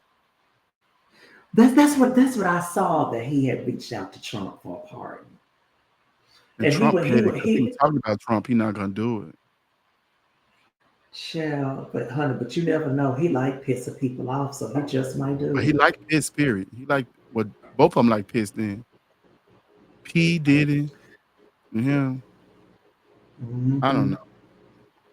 I don't know, He a child. mess. Or going to the quet to the people going to Sunday service back in the day. Man, listen, times have changed. Even here in Atlanta, we used to have so many clubs. We had 7 or 8. Like when I was living here, we had Chaparral, which then turned to Club Rush. We had so many spots. I just feel like this shit is dying out now, and I really hate Mm-hmm. that. I don't think the Yeah. torch or the baton has been passed like it should have been. You know, like I miss so many elements of this shit. I really But do.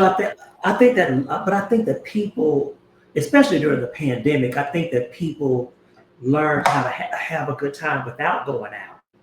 Hey, Denasia, getting ready for MBU Grand, M Bug. The girls are coming out. The girls got their pieces. I'm so excited to see the girls in their Me pieces. too. I I'm not cannot gonna do the wait. walk this year. I'm not gonna do the opening this year because I don't feel like, I'm a former. I don't feel like doing the walk, the opening, but I'll be there, cheer everybody on. But really, for To real clap though, hands. yeah, it's gonna be good. I'm excited to see what Janae's just pulling. I would be painting her this year because for some reason Janae's didn't feel like I can really paint, right? They be Hmm. like, if I go back, you're gonna do me, and I'll be just saying, yeah, yeah, girl. And then as the time approached, they be like, well, what's up?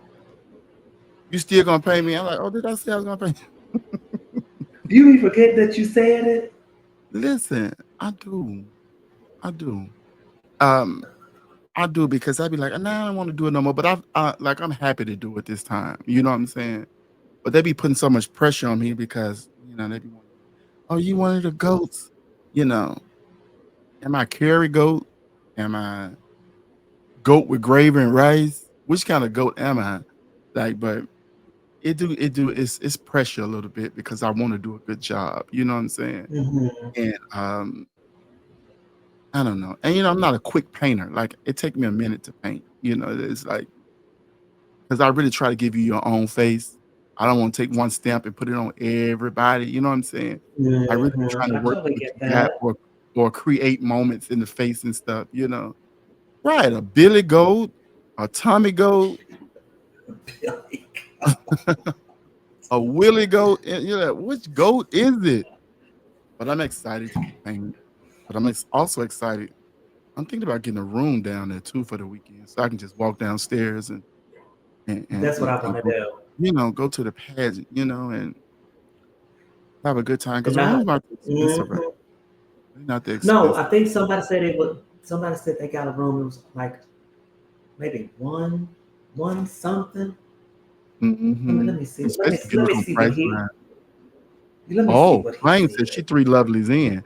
Flame, I know you ain't took no motherfucking Right 3. now, Yes, I know you ain't took 3 of them goddamn lovelies. I know you on top of your motherfucking house, beating your motherfucking titties, saying the world is mine. Get down.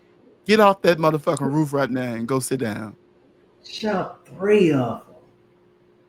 Oh my goodness, she feeling I real mean, 3 good. lovelies. God damn. She feeling damn good. She feeling so goddamn good. Listen, I have to be careful. I have to take my time on them goddamn things. And like I said, when I'm doing makeup and stuff, Mm-hmm. like I can't be a part of any drinking or smoking weed or doing lovelies. Cause baby, I will fuck a bitch up. So I got to make Oh, sure and I'm not doing nothing that day. I okay, I, Flame I had can't. It the seems like I green can't get the party. skin color right. I can't do nothing. Mm-hmm. And I be in slow goddamn motion, hoping shit. Come on, Phyllis Hyman, meet me on the moon. And then Phyllis meet me on the moon. Also, Something, yeah, I think so. I think so. Flames doing the green party at Lips, November the 3rd. November the It's that 3rd. Monday. It's that Monday after Black Universe, and we go there. What time is it, Flame? What time do it start? And we'll go there, and we leave there, and we go into the Stars of the Century. Some people will be going to Bulldogs. They also have a Monday night show there, um, which is going to be good. It's a good show, and all the rulers going to stop by. The new rulers, some of the old rulers, some of the top five get to perform Okay. along with the Stars of the Century 2.0 cast. So it's a good time that whole weekend. And you say you're going to partake in some of that weekend too, right? I'm gonna get out because The the pageant Monday, is Friday, Saturday, Sunday. Friday, So Saturday, yeah. Sunday. We're going to go to Flame thing. It's from 5 to 9. It's going to be a battle from 5 to 9. Okay. Yeah, and then from there we leave there and go to the Monday night show. Oh, we're gonna have a good ass time. Yep. We're gonna have a Because I good ass just looked it time. up. Yep. Because I can drink on the GLP-1, so I will be having my favorite, What's your favorite? Miss Tequila. Oh, me. You know, I have to be tequila is careful. my I bought some stuff. damn jalapeno tequila the other day, not knowing that shit was so nasty. And I was trying to make a I drink out of it. I was making mm, a lemon drop with tequila and it had the jalapeno shit. That shit smelled like crack cocaine. I promise you. I remember yeah. how crack smelled. It smelled just like crack. I kept saying it's such a weird smell. Then I looked on the bottle. I said, "Damn, I picked up the wrong shit." I can't I hate stand that that. jalapeno tequila. Mm-mm. Yeah, Nah, it's nasty. it's nasty as Give me the shit. regular stuff. Give Give me me the the regular regular. stuff. Mm-hmm. Oh, Oh my baby. good Flame said she bring you some lovelies, Dominique. What Flame? Dominique ain't the only motherfucker there. What you honey. mean? And let me tell you, and baby, Don't make me kick you in your pussy, honey. Flame. Thank you, Flame. Just Thank you, Dominique. thank you, mommy. Ooh. I'm gonna bring a nice tip for Flame, so she'll give me the strong ones. Mm. You got to Baby, watch I'm gonna Flame. be You got to watch Flame I'm in gonna them tips. You got to watch Flame in them uh, tips. She just want to put the tip in. well, no, not in me, she won't. Flame not into people like me. Flame Yes, into she is. something else. Flame into something else. No, she not. Flame is he, she, we. Huh? But the he, she, Uh we huh. is not for me. It's for Uh huh. somebody Uh else. huh. Man, tear your motherfucking ass up. Oh my goodness. I'll never forget when Whitney had moved down to Arkansas. And one of the first times we did a show together, she gonna say, "You want these motherfucking titties on your back, don't you?" That's Oh, what Whitney oh, told. Whitney. The eyes of I Whitney. said, I said no. I said I don't. What? She sure did. I She said, gonna tear oh you up, well. Dominique. I said, well, no. I said, well, no, not that. Uh, And where then you Eric thought about it. You said, live? well, maybe. No, I ain't said that. Oh, no, no, no, no, no, Baby, no, those no. titties would have been all over your shoulders. You talking about back. Baby, those some jokes Child. right there. Speaking of Whitney, her Oh, daughter's in the pageant tonight, USA at large. is Lindsay it pageant. over? No, they still going in talent right now. It's still going. They Okay. start pretty late. They don't start I like them. I used to like back in the day. We used to go to a pageant. The pageant started at 11 o'clock. We didn't get out of that motherfucker 5, 6, 7 o'clock in the morning. It was light outside. I used to love that. Hey, Lamisha. Yeah, Oh my I used to goodness. love that shit. I ain't lying. But I know people, you know, back then, a lot of people weren't working back then. Now people, when they got respectable jobs and stuff. So we do have to be out of it in a certain amount of time. Right. We really do. We really do. Well, Dominique, I've had a good time fucking with you tonight talking. Listen, 2 hours, and we let, because Smaxx went out at 1:45, an hour and 45 minutes. And we've been talking that long. We have been on for another hour. We some motherfuckers. Why we do that for? John just said, Whitney asked him the same thing. I said, Whitney was a Listen. top.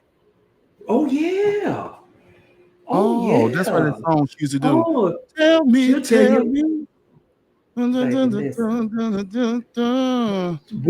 you in a minute.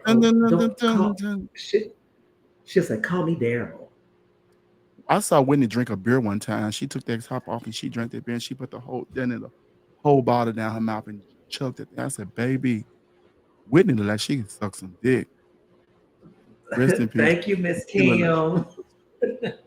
Do you hear me? A good time. A good time. Oh my goodness. Kim, thank you for tuning in. Kim always support us. Kim Hester always support us. Thank you for tuning in. Thank all y'all for tuning in. Thank y'all, all of y'all, and for staying with us after all this extra stuff. What made us do after hours? Like, what the hell? We just kept talking. Just kept running out goddamn mouth. And then it snowballed into the child. I gotta drive to North Carolina tomorrow. What's up with you with all this goddamn driving? We gotta get you some freaking flyer miles. How far is North Carolina? It's only 7 hours. Oh, only. Which part? Charlotte. Okay. All right. Yeah. Okay. So I'll be down there for the weekend. So it's gonna be a good time. Yeah. Thank you, Skylar. All right. I enjoyed y'all. We enjoyed y'all. Y'all talking all that freaky shit. No. Or was it us talking? we blame it on them. Yeah. But they help. They boost us up. Sure did. Okay. All right with y'all. Y'all have a good night. Thank you for tuning in. We'll see y'all next week with Chevelle. Not Chevelle. Chevelle's mother, Alexis Davenport. Better known as Miss Motherfucking Kelfus. And you and you can blame Ashante for letting us know her name because I never knew her fucking name. I knew it. All these years I've known because Alexis. Because Victoria would call her that. Oh, Victoria LePage? Yeah, Miss Kelfus. Oh, Lord. Don't do Kelfus. Listen, that's a cute name too. Miss Kelfus. Ashante let us know a lot of stuff that night. She let us know girls had long, crooked dicks. She let us know.